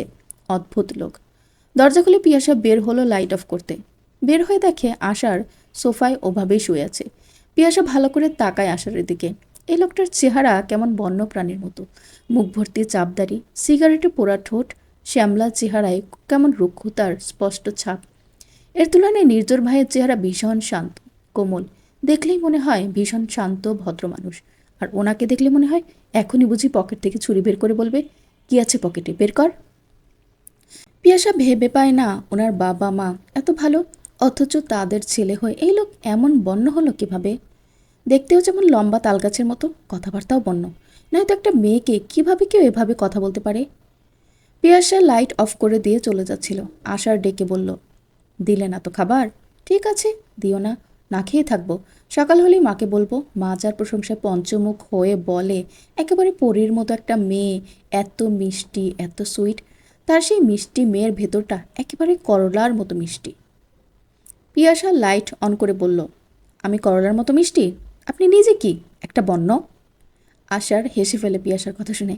এই মেয়েটা তার ভয়ে এই রুমের ভেতর নিজেকে আটকে রেখেছে। সে যদি নিজে থেকে ব্যাপারটা সহজ না করে তাহলে পিয়াসা এখানে স্বাভাবিকভাবে থাকতে পারবে না। এজন্য আশার সিদ্ধান্ত নিলেও পিয়াসার সাথে সে অনেক কথা বলবে, ভীষণ বিরক্ত করবে। তাতে মেয়েটার মনের ভেতর থেকে ভয় দূর হবে। বাবা মাকে ছেড়ে এখানে এসে সবার সাথে যদি মিশতে না পারে, একা দিন কাটায়, তাহলে ওর মন খারাপ থাকবে। তাছাড়া আগামীকাল থেকে আশারকে দেখলে ও আরও ভরকে যাবে। আজকেই কিছুটা স্বাভাবিক করতে হবে। এই ভাবনা থেকেই আশার মাকে বলেছিল আজ আর তার জন্য অপেক্ষা না করতে। পিয়াসার নাকের ডগা রাগে লাল হয়ে আছে, যেন পাকা টমেটো। আশার মনে মনে বলল, ইস কৈতরে আমার, কি মিষ্টি লাগছে তোমাকে। পিয়াসা গজগজ করে রান্নাঘরে গেল। এত বিরক্ত লাগছে তার এখন। সে এদের বাড়ির সব কিছু থেকে দূরে থাকতে চায়, অথচ এখন তাকে রান্নাঘরে গিয়ে খাবার গরম করতে হচ্ছে। মাছ রান্না করতে হয়েছে, সাথে শুটকি ভর্তা আর পাতলা ডাল। পিয়াসা সব রেডি করে টেবিলে দিয়ে আশারকে বলল, যান, খাবার রেখে এসেছি, আমি যাচ্ছি এবার। তুমি কোথায় যাচ্ছ? ম্যানার জানো না? কাউকে একা খেতে দিতে নেই, সাথে বসে থাকতে হয়, এটা ওটা এগিয়ে দিতে হয়। পিয়াসা চোখ বড় করে তাকায়। আশার পাত্তা না দিয়েই বলল, পিয়াসা, চট করে পেঁয়াজ মরিচ দিয়ে একটা ডিম ভেজে ফেলাতো, তরকারি এসব খেতে ইচ্ছে করছে না আমার। পিয়াসার মাথা গরম হয়ে গেল। রাগান্বিত হয়ে বলল, আপনার সমস্যা কি? এরকম করছেন কেন? আশার মুচকি হেসে বলল, রাগ করেছ? বুঝতে পেরেছি তুমি ডিম ভাজতে জানো না, তাই না? দেখেই বোঝা যায় তুমি তেমন কিছু একটা পারো না। পিয়াসা বিরক্তি নিয়ে ডিম ভাজি করতে যায়। পিয়াসা ডিম ভেজে প্লেটে দিল, তারপর একটা চেয়ার টেনে পাশে বসে বলল, আর কিছু? একটু মাছের ঝোল দাও তো, ওই পেটের মাছটা দিও। পিয়াসা হতভম্ব হয়ে বলল, আপনি না বললেন মাছ খাবেন না, তরকারি ভালো লাগছে না, এখন আবার বলছেন মাছ দিতে? তখন ভালো লাগেনি, এখন ভালো লাগবে মনে হচ্ছে। পিয়াসা কথা বাড়ালো না, চুপচাপ যা করতে বলছে তাই করে গেল। খাওয়ার পর পিয়াসার এক সেকেন্ডও দাঁড়ালো না, সোজা রুমে ঢুকে গেল। আশার মুচকি হেসে নিজের রুমের দিকে গেল। কালকে পিয়াসার রিয়াকশন কি হবে তা ভেবেই আশারের হাসি পাচ্ছে। কোন করে গান গাইতে গাইতে আশার রুমে ঢুকে শুয়ে পড়ে। পর্ব ২৭। সাত সকালটা ঝুনির শুরু হয় সাজগোজ দিয়ে। দুই ঠোঁট ভর্তি করে ঝুনি লিপস্টিক দিল, একেবারে হট পিঙ্ক কালার লিপস্টিক। চোখ বন্ধ করে ঝুনি লিপস্টিকের ঘ্রাণ শুকে। লিপস্টিক থেকে কেমন বাটারের স্মেল আসছে। ঝুনির মনটা আনন্দিত হয়ে ওঠে। আশার মামার মনটা বড়, একেবারে বঙ্গোপসাগরের মতো বিশাল। এত দামি লিপস্টিক সবাই আনতে পারে না। মীরা আসলো চায়ের কথা বলতে। ঝুনিকে লিপস্টিক দিতে দেখে বলল, নতুন লিপস্টিক কিনেছেন নাকি খালা? ঝুনি ঠোঁট বাঁকিয়ে বলল, কেন, কোনো দরকার? মীরা হাত বাড়িয়ে লিপস্টিকটা নেয়। লিপস্টিকের দাম দেখে মীরা শখ খায় যেন। চমকে উঠে বলল, এই লিপস্টিক আপনি কোথায় পেলেন? ঝুনি তীক্ষ্ণ দৃষ্টিতে তাকায় মীরার দিকে। মীরার প্রশ্নের মানে বুঝতে পারছে না ঝুনি। যেখানেই পাই, তোর কি? মীরা স্তম্ভিত হয়ে বলল, এটা ম্যাকের লিপস্টিক খালা, এটার দাম ২,০০০ টাকার উপরে। এত দামি লিপস্টিক তো আপনি কিনেন না, এমনকি আমরা নিজেরাও তো কিনি না। দামের কথা শুনে ঝুনি ভিমরি খায়। এত দামি লিপস্টিক? মীরা থমথমে বুকে চলে যায়। খবরটা কি মায়ের কাছে পৌঁছে দিতে হবে। এই বাড়িতে যেখানে যা ঘটে সব কিছু তিন বোনের গুরুত্ব সহকারে মায়ের কানে পৌঁছে দেয়। ঝুনি শুকনো মুখে অপেক্ষা করতে লাগলো আশারের জন্য। এত দামি লিপস্টিক আনার কি দরকার ছিল? পিয়াসা, পিঙ্কি, মিনি যখন কোচিংয়ের উদ্দেশ্যে বের হলো, আশারকে দেখলো পাড়ার মোড়ের চায়ের দোকানের সামনে বসা, সিগারেট হাতে নিয়ে। তার দুই পাশে উৎসুক জনতা অধীর আগ্রহ নিয়ে তার কথা শুনছে। মিনি পিঙ্কিকে বলল, ভাইয়া কি এখানে ভাষণ দিচ্ছে নাকি রে? পিয়াসা বিড়বিড় করে বলল, গরিবের ৭ই মার্চের ভাষণ দিচ্ছেন উনি। এলোমেলো এক মাথার চুল, গায়ে একটা ধূসর রঙের পাঞ্জাবি পরে এই মানুষটাকে দেখলে কি বুঝতে পারবে এ কতটা ঘাটতেরা? পিয়াসা গত রাতের কথা ভাবে। অদ্ভুত একটা লোক। কোচিং শুরু হওয়ার ২০ মিনিট আগে পিয়াসারা গিয়ে উপস্থিত হলো। পিয়াসা বসে বসে আড়মোড়া ভাঙছে। সেই মুহূর্তে পিয়াসার চোখ আটকে গেল দরজা দিয়ে বাইরের অফিস রুমের দরজায়। ধূসর রঙের পাঞ্জাবি পরা যেন একটা তালগাছ দাঁড়িয়ে আছে অফিস রুমের বাইরে। পিয়াসা চোখ কচলাই। এই লোকটাকে সে এখন কি স্বপ্নও দেখা শুরু করেছে? তা না হলে এই মুহূর্তে এখানে এই লোকটা কেন আসবে? চোখ কচলাতে কচলাতে দেখতে পায় সেই বন্য লোকটা হেঁটে হেঁটে এই রুমের দিকে আসছে। মুহূর্তেই ক্লাসরুমের সবাই চিৎকারে ফেটে পড়লো, যেন আশার ভাইয়া বলে চিৎকার করলো। আশারের মাথায় একটা কালো টুপি। পিয়াসার আবছা মনে পড়ে গতরাতে আশার যখন বাসায় ফিরো তখনও বোধহয় এই টুপিটা মাথায় ছিল।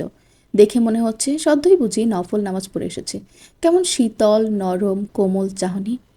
আশার কিছু বলার আগে সবাই চিৎকার করে বলে উঠল, হ্যালো এভরিওয়ান, আওয়ার ফেভারিট আশার ইজ হিয়ার। আশার মুচকি হেসে মাথার টুপিটা খোলে। মুহূর্তেই পিয়াসার মনে হয়, এই তো এবার ঠিক আছে, সেই পুরনো বন্য লোকে। কিন্তু আশার টুপি খুলে রাখলো না, আবারও টুপি মাথায় পরে মুচকি হেসে বলল, হ্যালো এভরিওয়ান, ইয়োর ফেভারিট আশার ইজ হিয়ার। কেমন আছে সবাই?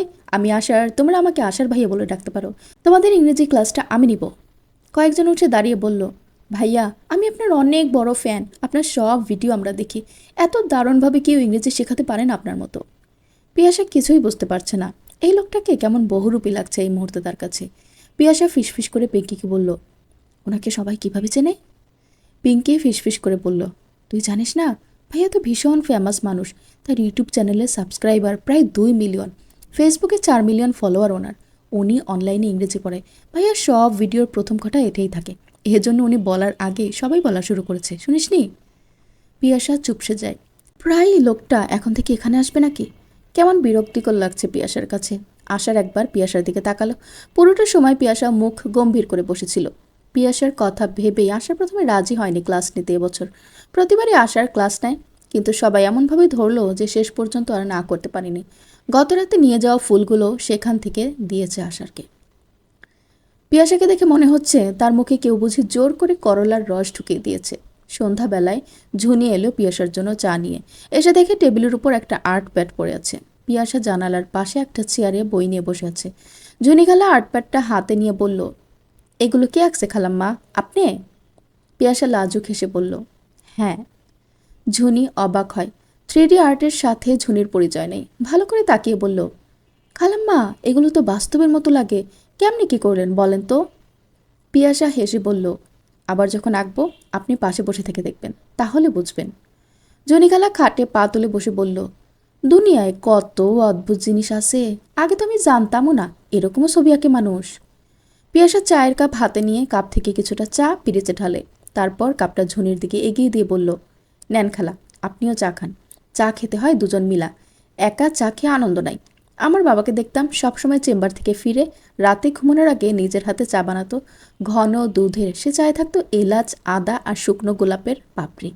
মিষ্টি ঘ্রাণে চারিদিক কেমন ভরে যেত। বাবা 3 কাপ চা বানাতেন। তারপর আমার রুমে এসে বাবা মা দুজনে বসতেন। আমাকে মাঝখানে নিয়ে দুজন আমার সাথে গল্প করতেন। বাবা চুলে বিলি কেটে দিত। আমি ঘুমানোর পর বাবা রুমে যেতেন। কখনো আমার বাবাকে আমি বাসায় একা চা খেতে দেখিনি। আমিও একা খেতাম না। আপনাদের বাড়ি আসার পর থেকে এই ব্যাপারটা আমার খুব কষ্ট হয়। কেউ পাশে না থাকলে মনে হয় চায়ের তৃপ্তি পাচ্ছি না। জনের 2 চোখ ভিজে ওঠে। এই বাড়িতে রজনী আর আষাঢ়ের পর এই প্রথম কেউ একজন ঝুনিকে এত আপন ভেবে কথা বলছে। ঝুনি চায়ের কাপটা হাতে নিয়ে পিয়াসার সাথে চা খেলো। ঝুনিখালা চলে যাওয়ার পর পিয়াসা বই রেখে উঠে বসে। বাবা মায়ের কথা ভীষণ মনে পড়ে পিয়াসার। এক একটা দিন যেন এক একটা যুগের মতো দীর্ঘ। বিকালে বৈশাখী এলো বাবার বাড়ি। বৈশাখীকে দেখে পিয়াসার পারভিনের কথা মনে পড়ে যায়। বৈশাখীর বিয়েতেই তো পিয়াসা দেখেছিল সে মানুষটাকে। বৈশাখীর আসার পর বাড়িতে কেমন যেন হুড়োহুড়ি পড়ে গেল। রজনী রান্না করে ছুটল। বৈশাখী এসেছে 2 দিনের জন্য। আগামীকাল থাকবে, পরশু সকালে চলে যাবে। এইটুকু সময়ের জন্য মেয়েটা এসেছে। রজনী কি রান্নাবান্না করবে নাকি মেয়ের সাথে গল্প করবে ভেবে পাচ্ছে না। ঝুনি বলল, ভাবি কি করা লাগবে আমার এখন? আমি করতাছি, আপনি যান খালামার লগে গিয়ে কতক্ষণ। রজনী হেসে বলে, তুই পারবি না এসব। ঝনি রান্নাঘরের দরজায় দাঁড়িয়ে থাকে। তার কেমন যেন আফসোস হয় এই মানুষটার জন্য। বাইরে সোফায় বসে মেয়েরা সবাই গল্প করছে। সেখানে শিরিন আর নার্গিসও আছে, কিন্তু কেউ এদিকে উকি দিয়ে দেখছে না। কিছু মানুষের জন্মই হয় বটগাছ হওয়ার জন্য বুঝি। সব ঝড় নিজের মাথায় রেখে সবাইকে স্বস্তি দেয় তারা। এই পরিবারের বটগাছ রজনী। গল্প করতে করতে বৈশাখী দেখল পিয়াসাকে। পিয়াসাকে দেখে বৈশাখী ডেকে বলল, জানো পিয়াসা, আমার শ্বশুরবাড়ির এক রিলেটিভ আছেন, দেখতে একেবারে তোমার মতো। তুমি যেন ওনার কিশোরী ভার্সন। এমনই ধবধবে ফর্সা উনি তোমার মতো। মাথা ভর্তি চুল, এমনকি তোমাদের দুজনের গলার সেম জায়গায় তিল। পিয়াসার গলা শুকিয়ে আসে। নার্গিস বলে ওঠে, হ্যাঁ রে, তোদের বিয়ের দিন আমিও দেখেছিলাম। আমি তো দেখে একেবারে হতবাক হয়ে যাই। অথচ দেখ, পিয়াসার মায়ের সাথে ওর চেহারার কোনো মিল নেই। পিয়াসা যেন জমে গেল। জীবনের এই অধ্যায়টা কি আর সমাপ্ত হবে না? সবচেয়ে যন্ত্রণা দেওয়া ব্যাপারটা কেন বারবার সামনে চলে আসে? শিরিন বলল, তাই নাকি? পিয়াসা, তোমার কোনো আত্মীয় হয় নাকি উনি? পিয়াসার ভীষণ দুর্বল লাগছে নিজেকে। মাথা নাড়িয়ে বলল, না, আমি চিনি না। পিয়াসা আর দাঁড়ালো না, রুমে চলে গেল। চিনে না বললেই কি অচেনা হয়ে যায়? যার পেটে 10 মাস ছিল, যার কোলে জন্ম, তাকে কি কখনো অস্বীকার করতে পারে মানুষ? তবুও সেই মানুষটা জীবনের সবচেয়ে ঘৃণিত মানুষ।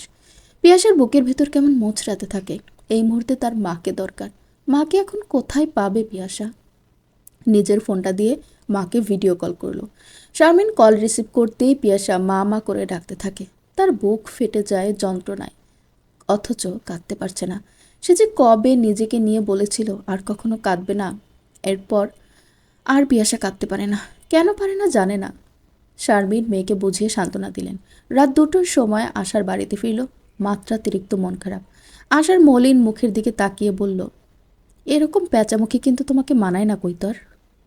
আনমনা পিয়াসা বুঝতে না পেরে বলল, কি বললেন? মন খারাপ তোমার?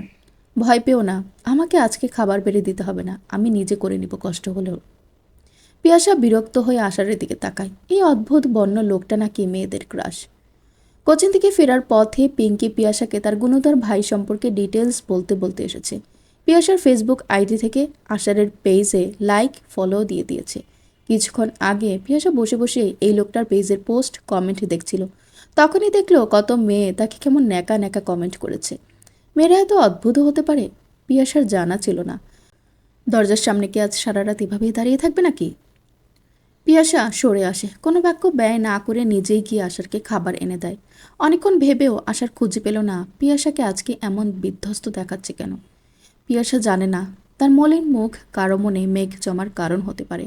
যদি জানতো তাহলে বুঝতে পারত বহু বছর আগে কোনো এক মধ্যাহ্নে একজোড়া ছলছল নয়নে আশার জীবনে প্রথমবারের মতো নিজেকে ডুবে যেতে দেখেছে।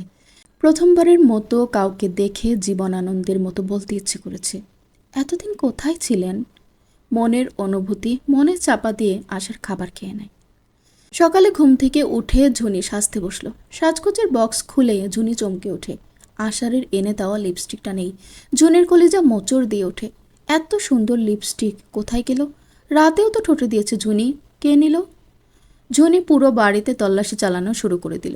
ঝুনির চিল্লাচিল্লি হাউকাউ শুনে পুরো বাড়ির সবাই উঠে গেল। আশার বলল, খালা, আমি আরেকটা লিপস্টিক এনে দিব, তুমি কেঁদো না। না মামা, আমার এটাই লাগবে। আমি জানি লিপস্টিক এই বাড়িতে কে নিছে। আপনি আমার লগে আসেন শুধু। আপনি সবাইরে কন যে আমি সবার রুমে খুঁজবো। আশারকে সাথে নিয়ে ঝুনি চিরুনি তল্লাশি চালায় তার লিপস্টিক খোঁজার জন্য। মীরার রুমে ঢুকতে যেতেই মীরা চিৎকার শুরু করে। কিছুতেই সে তার রুম চেক করতে দিবে না। ঝুনির ভীষণ সন্দেহ হয়। আশার গম্ভীর হয়ে বলল, চুপ করে দাঁড়িয়ে থাক, সবার রুম চেক করবে উনি। মীরার রুমটা ভালো করে খোঁজে ঝুনি। গতকাল মীরা কেমন করে তাকিয়েছিল তার লিপস্টিকের দিকে। নীরা, মীরা, মিনি কারো রুমেই লিপস্টিক পেল না। মীরা ক্রুদ্ধ হয়ে বলল, আমার রুমে চেক করেছেন যখন, তখন বর্ষা, পিঙ্কি, রিঙ্কি সবার রুম চেক করতে হবে। ঝুনি কাঁদো কাঁদো গলায় বলল, সবার রুম চেক করছি আমি। মিনি বলল, পিয়াসা? আশার রাগত সুরে বলল, চুপ, ফালতু বকিস না। শিরিন বলল, ফালতু বকা কি? আমার মাইয়া নাকি চোর? ওদের রুম যখন খোঁজা হয়েছে, পিয়াসার রুমও খুঁজতে হইব। জুনি, চল আমার লগে। আজ শুক্রবার, কোচিং নেই। পিয়াসা জানালার পাশে বসে ছবি আঁকছে। হুট করে ঝুনি খালা, শিরিন ফুফু, নীরা, মীরা, মিনি, আশারকে তার রুমে দেখে পিয়াসা অবাক হয়। পিয়াসা কিছু বুঝে ওঠার আগেই নীরা, মীরা, মিনি খুঁজতে শুরু করে। সবাইকে অবাক করে দিয়ে পিয়াসার বইয়ের ফাঁক থেকে ঝুনির লিপস্টিক উদ্ধার হয়। পিয়াসা তখনও কিছু বুঝতে পারল না। বুঝল তখন যখন মীরা বলল, আসল চোর এখানে, অথচ আমাদের সবাইকে চোর ভাবছে এতক্ষণ। চোর? পিয়াসার চোখ বড় বড় হয়ে যায় এরকম কথা শুনে। পর্ব 28। পিয়াসার সারা শরীর কেমন ঝিমঝিম করতে লাগলো। লিপস্টিক? সে লিপস্টিক চুরি করেছে? পিয়াসা হতভম্ব হয়ে আশারের দিকে তাকায়। এই মুহূর্তে দাঁড়িয়ে পিয়াসার মনে হচ্ছে এই অপমানের চাইতে মৃত্যুও যেন শ্রেয়। আশারের মাথায় রক্ত উঠে যায়। এগিয়ে গিয়ে ঠাস করে একটা থাপ্পড় বসায় মীরার গালে। আতর্কিত থাপ্পড়ে মীরা চমকে ওঠে। তেমনই চমকায় রুমে উপস্থিত থাকা সবাই। শিরিন ক্রুদ্ধ স্বরে বলল, কি করলি তুই এটা? তুই আমার মেয়ের গায়ে হাত তুললি? আশার শান্ত সুরে বলল, হ্যাঁ, হাত তুলেছি। এরপর যদি আরেকটা মিথ্যা কথাও বলে তাহলে পরের থাপ্পড় ওর গালের সব কয়টা দাঁত আমি ফেলে দেব ফুফু। নীরা এগিয়ে গিয়ে বলল, কেন, তোর এত জ্বলনি কিসের? এই সেতি মেয়ের জন্য এত দরদ কেন তোর? আশার কথা না বলে নীরার গালেও একটা থাপ্পড় মারে। নীরা হতবাক হয়ে তাকায়। বয়সে সে আষাঢ়ের বড়। আশার শান্ত সুরে বলল, আর একবার যদি পিয়াসাকে অপমান করে কথা বলিস তাহলে আমার চাইতে খারাপ কেউ হবে না। পিয়াসা তখনও আতঙ্কিত হয়ে দাঁড়িয়ে আছে। পুরো ঘরে থমথমে অবস্থা। আশার এগিয়ে যায় পিয়াসার দিকে। পিয়াসার দুই চোখ টলমল করছে। তার সামনে দাঁড়িয়ে মাথা নিচু করে আশার বলল, সরি পিয়াসা, এরা 3 বোন মিলে তোমাকে অপমান করার জন্য এই কাজটা করেছে, এটা সবাই জানে। তুমি নির্দোষ, এটাও সবাই জানে। শিরিন বলল, তোরে কে বলছে আমার মেয়েরা এই কাজ করছে? কাউকে বলতে হয় না ফিফু। তোমার যদি বিবেক থাকতো তাহলে তোমারও চোখে পড়তো এই অসামঞ্জস্য। পিয়াসাকে তোমার কোন দিক থেকে মনে হয় এমন মেয়ে? আর তোমার মেয়েদের এরকম অনেক কাহিনী আছে, সবার জানাতা। বৈশাখী আবার বিয়েতে কি করেছি মীরা, তাকে আমি সবার সামনে বলবো? মীরা ভয় কেঁপে ওঠে। আশা সেদিন দেখে ফেলেছিল মীরা যখন বৈশাখীর জন্য কেনা ব্র্যান্ডের জুতোজোড়া নিজের রুমে নিয়ে যাচ্ছিল। কাউকে কিছু না জানিয়ে আশার মীরার হাত থেকে জুতোজোড়া এনে রেখে দিয়েছিল। আশার মীরাকে বলল, তুই কি অপরাধ স্বীকার করবি নাকি আমি সবাইকে সেদিনের ঘটনা জানাবো? মীরা লজ্জায় মাথা নিচু করে বলল, লিপস্টিকটা আমি আর মিনি মিলে পিয়াসার রুমে এনে রেখেছি। পিয়াসাকে আমরা 3 বোন পছন্দ করি না, তাই ভেবেছিলাম ওকে একটা যথাযথ শিক্ষা দিব। পিয়াসা অবিশ্বাস্য দৃষ্টিতে তাকিয়ে থাকে। তাকে নিয়েও কেউ এরকম নোংরা চক্রান্ত করতে পারে? সে তো ওদের সাথে পাচে থাকে না, ওদের সাথে কথাও বলে না, এই রুমেই থাকে সারাক্ষণ। তবুও কেন এত রাগ ওর উপর? এত অপমানের পর পিয়াসার পক্ষে এখানে থাকা অসম্ভব। সবাই চলে গেল কিছুক্ষণ পর। পিয়াসা বিছানায় চুপ করে বসে রইল।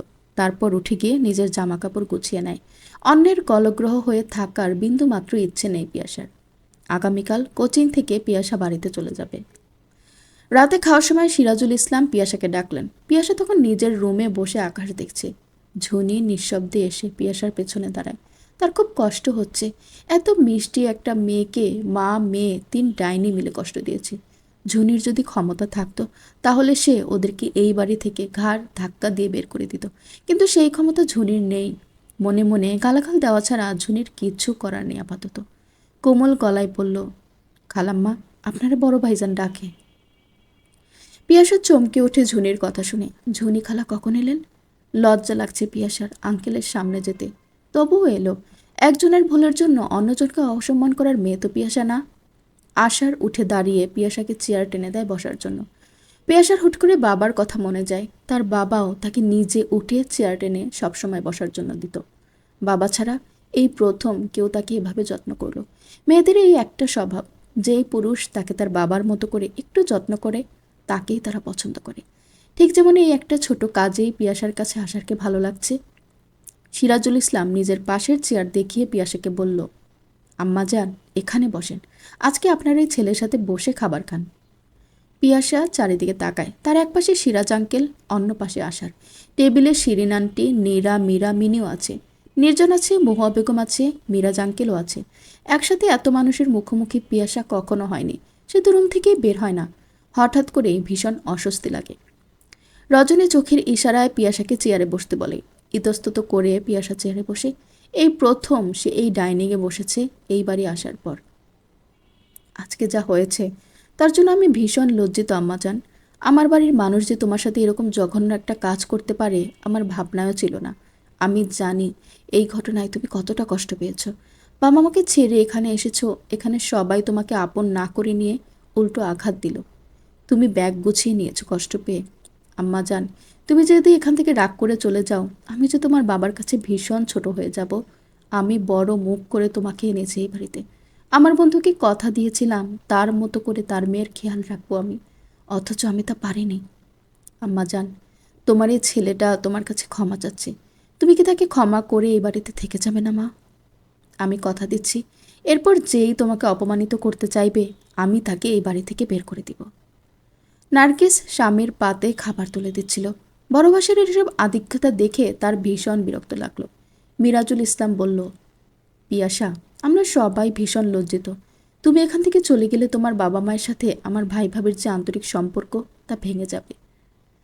পিয়াসা কি বলবে ভেবে পায় না। তার কি বলা উচিত এখন? সে এদিক ওদিক তাকিয়ে রজনীর দিকে তাকায়। রজনীর দুই চোখ টলমল করছে। পিয়াসার হুট করে মনে হলো সে চলে গেলে এই মানুষটা খুব কষ্ট পাবে। কি মনে করে যেন আশারের দিকে তাকায় পিয়াসা। সে সিদ্ধান্ত নিতে পারছে না। আশার তার দিকে ভরসার দৃষ্টিতে তাকায়। পিয়াসার মনে হলো এই মানুষটা আজকে যেভাবে তার জন্য ফাইট করেছে, এরকম কেউ কখনো করেনি তার জন্য। নিজের সিদ্ধান্ত পরিবর্তন করলো পিয়াসা। তার জন্য বাবা মায়ের এত বছরের বন্ধুত্ব নষ্ট হোক সে চায় না। মানুষ হারানোর যন্ত্রণা অনেক।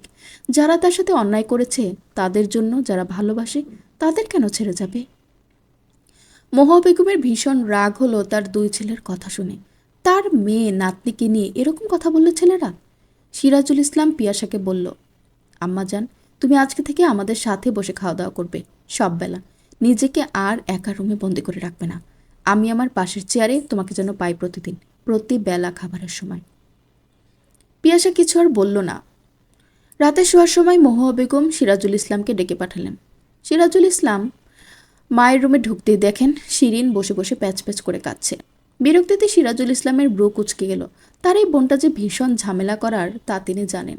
মহুয়া বেগম বললেন, তুই কারে বাড়ি থেকে বের করে দিবি বলছস? ওই মাইয়াকে? আজকে আর সিরাজুল ইসলাম চুপ থাকতে পারলেন না। এরা এত ছোট লোকের মতো কাজ করে, আবার কিভাবে বড় গলায় কথা বলে? মায়ের মুখের উপর সিরাজুল ইসলাম বলল, আপনার মেয়ে আর আপনার নাতনিদের, ওরা যদি আরেকবার কারোর সাথে কোনো অপরাধ করে আমি নিজে ওদের বের করে দিব।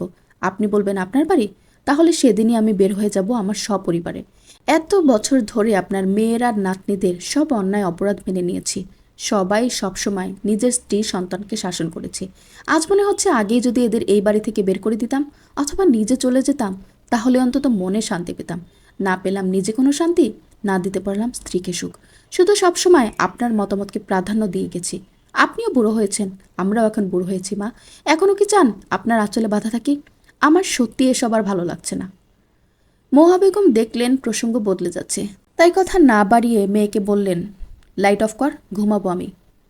সিরাজুল ইসলাম উঠে চলে গেলেন। আজ মনে হচ্ছে মাঝে মাঝে স্ত্রীর কথাও ভাবা দরকার। সবসময় একতরফা তো তাকে কষ্ট দিয়ে গেছেন। পর্ব 29। সকালে রজনী ঘুম থেকে উঠে দেখে একটা লাগেজ গুছানো। আজ আবারও সিরাজুল ইসলামের কোনো অফিসিয়াল ট্যুর আছে নাকি? এই লোকের এই এক স্বভাব, হুট করেই বলবে তার অফিসিয়াল ট্যুর আছে।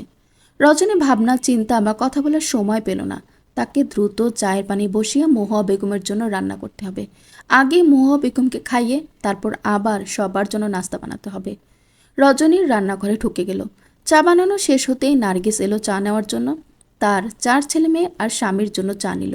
রজনী ডেকে বলল, তোর ভাইজানের মনে হয় ট্যুর আছে, একটু রুটিগুলো বেলে দিয়ে এসে পারলে। নার্গিসের মুখটা থমথমে হয়ে গেল। গম্ভীর মুখে বলল, ঝুনি কোথায়? ওরে বলেন রুটি বানাতে। আম্মা কচুর তরকারি খাবে বলেছেন, ঝুনি কচুর ডগা কাটছে। তুই তাহলে সেটা কর, ঝুনি রুটি বানাবে। নার্গিসের মেজাজ খারাপ হয়ে গেল।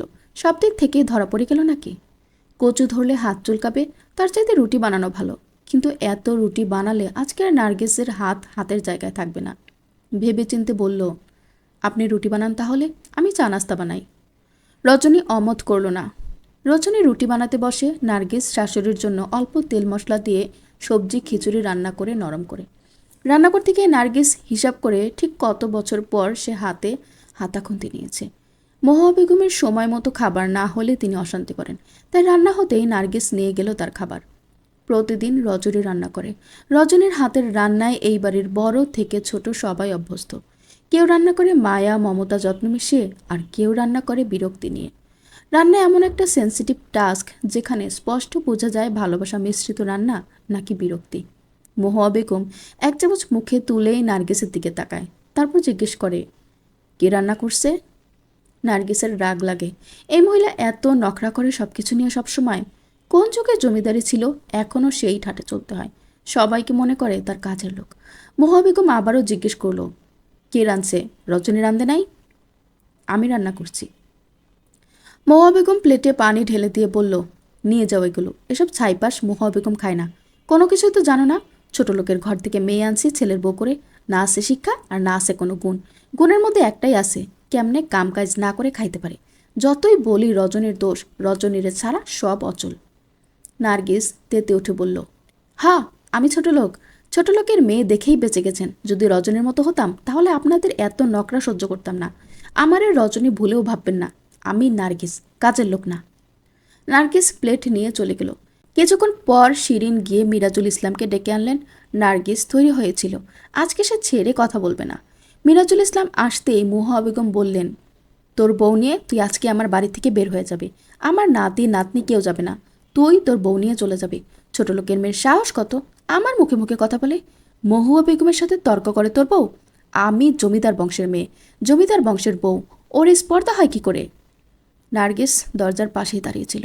রুমেটাকে বলল, এত জমিদারি হইলে আমার মতো ছোট ঘরের মেয়ে আনলেন কেন? কি ভাবছেন ছোট ঘরের মেয়ে এনে কাজের লোকের মতো রাখবেন? আপনার আর আপনার মেয়ের কথার নিচে রাখবেন? পুতুলের মতো চলবো? এত সোজানো সব কিছু। আমি ছোট ঘরের মেয়ে, আমার বাপ মা বড় ভাবের মতো সমাজের নামি দামি মানুষ না, উচ্চবংশীয় না যে তার মতো আমারও বাবা মায়ের মান ইজ্জত চিন্তা করে দাঁত কামড়ে সব সহ্য করে যেতে হবে। আমাকে ওনার মতো বাদী বানাতে পারবেন না কখনো। উনি তো শিক্ষিত বাদী এই বাড়ির। আমার এত ঠেকা নাই, থাকলাম না আপনার বাড়িতে। মিরাজুল ইসলাম নার্গিসের গালে সপাটে একটা থাপ্পড় বসালেন। নার্গিস হতভম্ব হয়ে তাকিয়ে রইল। এই প্রথম স্বামী তার গায়ে হাত তুলেছে। মিরাজুল ইসলাম গম্ভীর হয়ে বললেন, সবসময় বড় ভাবিকে টেনে কথা বলতে আমি নিষেধ করেছি। আমার মা বোনের চাইতে বড় ভাবি আমার কাছে অধিক সম্মানীয়। এই থাপ্পড়টা শুধুমাত্র বড় ভাবিকে অপমান করে কথা বলাই দিয়েছি। শিরিন অবাক হয়ে বলল, তোর বউ যে আম্মার সাথে বেয়াদবি করতেছে সেটা? আম্মার সাথে কোনো বেয়াদবি নার্গিস করেনি আপা, আমার কথার উত্তর দিয়েছে শুধু। আম্মা নিজেই যদি এমন প্রসঙ্গ নিয়ে কথা বলে যার উত্তরে তার অপমান হয়, তাহলে কেন বলেন এরকম কথা? আমি এই বাড়ি থেকে কোথাও যাব না। এই বাড়ি আমার বাপদাদার বাড়ি, মায়ের বাপের বাড়ি না। হতে পারে আব্বা ওনার নামে লিখিয়ে দিয়েছে, তাতে কি? আমি কোথাও যাব না। নার্গিস রুম থেকে বের হয়ে গেল। মিরাজুল ইসলাম মায়ের দিকে তাকিয়ে বলল, আম্মা, এখন ভালো লাগছে না?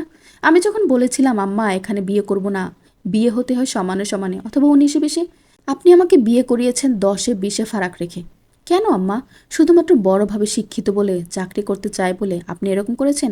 সবাই মানুষ, তবুও আমাদের কালচার, প্রেস্টিজ, সোসাইটি, ক্লাস আর আমার শ্বশুরবাড়ি সবটা একেবারে আলাদা। যেই কথাগুলো আমাদের ফ্যামিলিতে আমরা মুখে আনতেও 2বার চিন্তা করি, সেসব ওদের ফ্যামিলিতে ডাল ভাত। আমরা এখনও আপনার চোখের দিকে তাকিয়ে কথা বলতে ভয় পাই, কিন্তু ওদের ফ্যামিলিতে ওরা বাবা মায়ের দিকে তেড়ে আসে ঝগড়ার সময়। আপনি আমার কথা শোনেননি। আপনার কাছে আপনার রাগ, জেদ, সিদ্ধান্ত সব কিছুর ঊর্ধ্বে। এখন আমার কাছে বিচার দিয়ে লাভ হবে না আম্মা। আমি তো বিচার করব না। নার্গিসের যেভাবে ভালো লাগে সেভাবেই চলবেও। আমি আসি, আমার দেরি হয়ে যাচ্ছে। বাড়ির পরিস্থিতি ভীষণ থমথমে। মহুয়া বেগম থম মেরে বসে আছেন নিজের রুমে। সবকিছু কেমন তার নিয়ন্ত্রণের বাইরে চলে যাচ্ছে। তিনি কি জীবনের শেষ পর্যায়ে চলে গেছেন? এখন আর তার হাতে কিছুই নেই? এরপর কি সংসারও তার হাতছাড়া হয়ে যাবে? জীবনের শেষ প্রান্তে বসেও মহুয়া বেগম সংসারের চাবির কাঠি নিজের হাতে ধরে রাখতে চান। দুপুরে খাওয়ার টেবিলে পিয়াসা আশারকে দেখে অবাক হয়। এই বান্ধব তো এই সময় এখানে থাকার মানুষ না, সে তো রাত ছাড়া বাড়িতে আসার মানুষ না। আশারকে দেখে পিয়াসার আজকে কোচিংয়ের কথা মনে পড়ে যায়। কোচিংয়ের একটা মেয়ে আজকে আশারকে একটা চিঠি আর ফুল দিয়েছে। পুরো ক্লাসের আজকে হট টপিক ছিল এটা। হোয়াইট বোর্ডে বড় করে লেখা ছিল, 143 আশার ভাইয়া। আশার তার নিচে লিখে দিয়েছে, ধন্যবাদ খালাম্মা, আমি অলরেডি কমিটেড।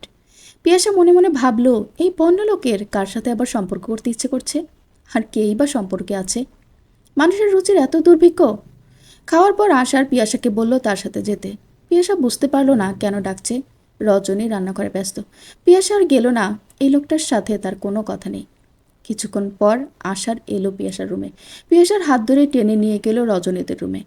আলমারিতে মায়ের কাপড় আছে, বর্ষা আপার সাথে গেছে। তুমি মায়ের লাগেজটা গুছিয়ে নাও, বাবা মাকে নিয়ে ঘুরতে যাবে। মা জানে না এখনও। আমি তো জানি না ঠিক কী কী দিতে হবে, তুমি একটু হেল্প করো।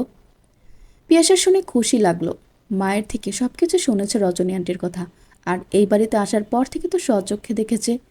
বিকেলে আসার বলল, মা চলো বাবাকে আমরা পৌঁছে দিয়ে আসি। রজনী চা বসিয়েছে, কোমরের কাপড় গুজে বলল, আমার সময় হবে না রে, তুই যা না। আশার নাছরবান্দার মতো বলল, না না চলো, তুমি আর আমি যাই। সন্ধ্যা হয়ে আসছে, তো তাদের জন্য রান্না বসাতে হবে। মা, সবসময় এত ব্যস্ততা দেখিও না তো। রজনী এক মুহূর্ত ভেবে বলল, আচ্ছা চল, তাহলে পিয়াসাকেও নেই, ফেরার সময় ওকে রেস্টুরেন্টে খাইয়ে আনবো। ওদের বাড়িতে ওর বাবা মেয়েকে ফুলের মতো যত্ন করে। এখানে আসার পর তো একবারের জন্য বাইরে খাওয়াতে নিতে পারিনি। আশার খুশি হলো। এ তো সোনাই সোহাগা।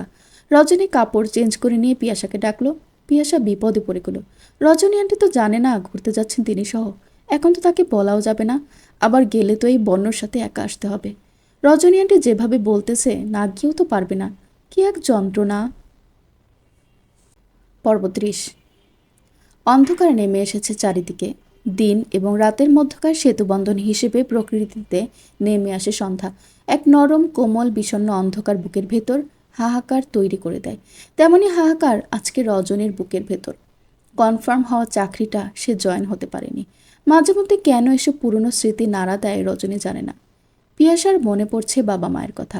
বাবা মায়ের মধ্যে আন্ডারস্ট্যান্ডিং যে কতটা গুরুত্বপূর্ণ তা এখন পিয়াসা বুঝতে পারছে। তার বাবা মা দুজনেই যেন বলার আগেই একে অন্যের মনের কথা বুঝতে পারে বলেই তাদের মনের দূরত্ব নেই। তা না হলে সিরাজ আঙ্কেল আর রজনী আন্টির মতো হতো। ফ্যামিলি প্রবলেম একটা মানুষের জীবনে অনেক বড় প্রভাব ফেলে। এই যে আশারকে দেখে একটা মানুষ সারাক্ষণ চেষ্টা করে কিভাবে দুই পক্ষকে মিলমিশ করে রাখা যায়। এই যে একটু আগে আশার এসেছে পিয়াসার কাছে। আশারের পরামর্শ মতো পিয়াসা তৈরি হয়ে বের হলো। রজনী আন্টি একটা সুতির শাড়ি পরেছে। পিয়াসা এসে আন্টিকে জড়িয়ে ধরল। রজনীর গলা জড়িয়ে ধরে বলল, আন্টি আসো, আমি তোমাকে সাজিয়ে দিই। ওই তো এটুকু পথ, কি সাজগোজ করব বল। না আন্টি, এই কথা বলো না, আমি তোমাকে একটু সাজিয়ে দিতে চাই। রজনী পিয়াসার আগ্রহ দেখে আর অমত করল না। পিয়াসা রজনীকে সাজিয়ে দিয়ে বলল, এবার শাড়িটা চেঞ্জ করে নাও। রজনী বাধ্য মেয়ের মতো শাড়ি চেঞ্জ করে একটা সিল্কের শাড়ি পরে নিল। বহুদিন পর দুই চোখ ভরে কাজল দিল, কানে পিয়াসা ফুলকুচি দিল। এত যত্ন করে শেষ কবে শাড়ি পরেছে সেজেছে রজনীর মনে নেই। দুই গালে মেজতার দাগ পড়ে গেছে। অথচ একসময় কত যত্ন করত নিজের চেহারার। সংসারের দায়িত্বের জাতকালে পিষে আজ নিজের মুখের দিকে তাকালে মনে হয় পুড়ে যাওয়া রুটি। এই জীবন এমন কেন? এত শিকলবন্দি জীবন তো রজনী চায়নি। সে তো চেয়েছিল মুক্ত পাখির মতো হতে। অথচ বন্দী হয়ে গেল এই তথাকথিত জমিদার বাড়ির রান্নাঘরে। অবশ্য জমিদার বাড়ির রাঁধুনি হয়েছে, এর মূল্য তো তাকে চুকাতেই হবে। ভাবতে ভাবতে রজনীর দুই চোখ ভিজে আসে। চোখের কাজল লেপটে যায় মুহূর্তে। বুকের ভেতর থেকে হু হু করে কান্না আসছে। আশার এসে পাঞ্জাবির কোণা দিয়ে মায়ের চোখের কাজল মুছে দিল। ধবধবে সাদা পাঞ্জাবিতে কাজলের কালো লেগে গেল। অথচ আশার সেটা নিয়ে ভাবেনি। এক মুহূর্তে পিয়াসার মনে হলো এই বন্য মানুষটা অতটাও মন্দ না বোধ হয়। সিরাজুল ইসলাম মহুয়া বেগমের রুমে গেলেন। মহুয়া বেগম ছেলেকে দেখেই বিরক্ত হয়ে বলল, রজনী কোথায়? এখন আমার নাস্তা আনো না কেন? সিরাজুল ইসলাম হেসে বলল, রজনী এখন নাস্তা বানাতে পারবে না মা, ও আমার সাথে ঘুরতে যাচ্ছে। আমরা লম্বা একটা ট্যুর দিচ্ছি, অনির্দিষ্টকালের জন্য বাসায় থাকবো না। প্রায় ৩০ বছর ধরে এই সংসারের জোয়াল রজনী বইছে, ওর এবার বিশ্রাম দরকার। আমি অনেক অন্যায় করেছি মা। মা এবং বউয়ের মধ্যের ব্যাপারটা আমি কখনোই বুদ্ধিমানের মতো হ্যান্ডেল করতে পারিনি। আজ যখন নিজের ছেলে দেখিয়ে দেয় আমার ভুল, আমি লজ্জিত হই মা। আমার মাটির সাথে মিশে যেতে ইচ্ছে করে। মাঝে মাঝে ভাবি আমার ছেলের মতো বুদ্ধিমান আমি কেন হতে পারলাম না মা। পর মুহূর্তেই মনে পড়ে আমার মা মহুয়া বেগম আর আষাঢ়ের মা রজনীগন্ধা। আমার মা আমাকে শিখিয়েছে কিভাবে স্ত্রীকে শাসন করা যায়, কিভাবে স্ত্রীকে পায়ের জুতার মতো ব্যবহার করা যায়। কিন্তু রজনী তার ছেলেকে শিখিয়েছে স্ত্রী মাথার তাজের মতো। তাকে যদি তুমি রানী করে রাখতে পারো তাহলে তুমিও রাজার মতো সম্মান পাবে। অনেক দিনের জমানো ক্ষোভ অভিমান বুকে জমিয়ে রজনী যখন আমার সাথে হাসি মুখে কথা বলে, আমার তখন নিজেকে ভীষণ অপরাধী মনে হয়। শিক্ষিত হয়েছি, বড় চাকরিজীবী হয়েছি, মায়ের সুযোগ্য পুত্র হয়েছি, সন্তানের পিতা হয়েছি, কিন্তু স্ত্রীর কাছে হিরো হতে পারিনি। জীবনের শেষ পর্যায়ে এসে আজ ইচ্ছে করছে একবার স্ত্রীর কাছে হিরো হতে হবে। মহুয়া বেগমের মুখে যেন আষাঢ়ের মেঘ জমেছে। এত বড় সিদ্ধান্ত তাকে না জানিয়ে নিয়েছে, তাহলে কি তার গুরুত্ব শেষ হয়ে গেছে পুরোপুরি? সিরাজুল ইসলাম বের হলেন আশার গাড়ি বের করে। তারপর গাড়ি থেকে নেমে গাড়ির দরজা খুলে পিয়াসাকে বলল, উঠো। পিয়াসার আবারও বাবার কথা মনে পড়ে গেল।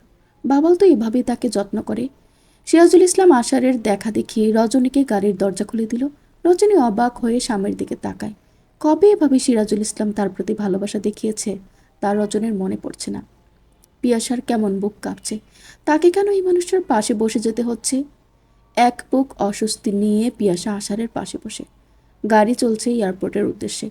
খোলা জানালা দিয়ে বাতাস এসে উড়িয়ে নিয়ে যাচ্ছে পিয়াসার খোলা চুল। আশার মুগ্ধ হয়ে তাকায়। এই মেয়েকে তাকে মুগ্ধ করতে করতে শেষ করে ফেলবে। সে কি জানে না তার প্রতিটি নিঃশ্বাসে আশার মুগ্ধ হয়? জানবে না কখনো। এয়ারপোর্টে এসে রজনী প্রথমবারের মতো চমকায় যখন পিয়াসা আর আশার দুজনেই বলল, আল্লাহ হাফেজ আন্টি আঙ্কেল, আপনাদের ভ্রমণ আনন্দদায়ক হোক। রজনী হতবিহ্বল হয়ে তাকিয়ে রইল। সিরাজুল ইসলাম স্ত্রীর পাসপোর্ট বের করে বলল, এই ট্যুর একা আমার না, আমাদের দুজনের। এই ট্যুরের স্পন্সর তোমার ছেলে। রজনী অবিশ্বাস্য দৃষ্টিতে তাকায়। আশার পিয়াসার হাত ধরে টেনে নিয়ে যেতে লাগলো। পেছন থেকে তাকিয়ে রজনীর হঠাৎ করে মনে হলো, এই হাতটা যদি আশার আজীবন ধরে রাখত। কিন্তু তা কি হবে? পিয়াসার সব কিছু জানার পর কি কেউ মেনে নেবে কখনো? শুনছিলেন রাজিয়া রহমানের লেখা হ্যালো 244139 গল্প থেকে পর্ব 19 থেকে পর্ব 30 পর্যন্ত। গল্পটি পরবর্তী পর্বগুলো শুনতে চাইলে অবশ্যই চ্যানেলটিকে সাবস্ক্রাইব করে আমার সাথেই থাকুন। ধন্যবাদ।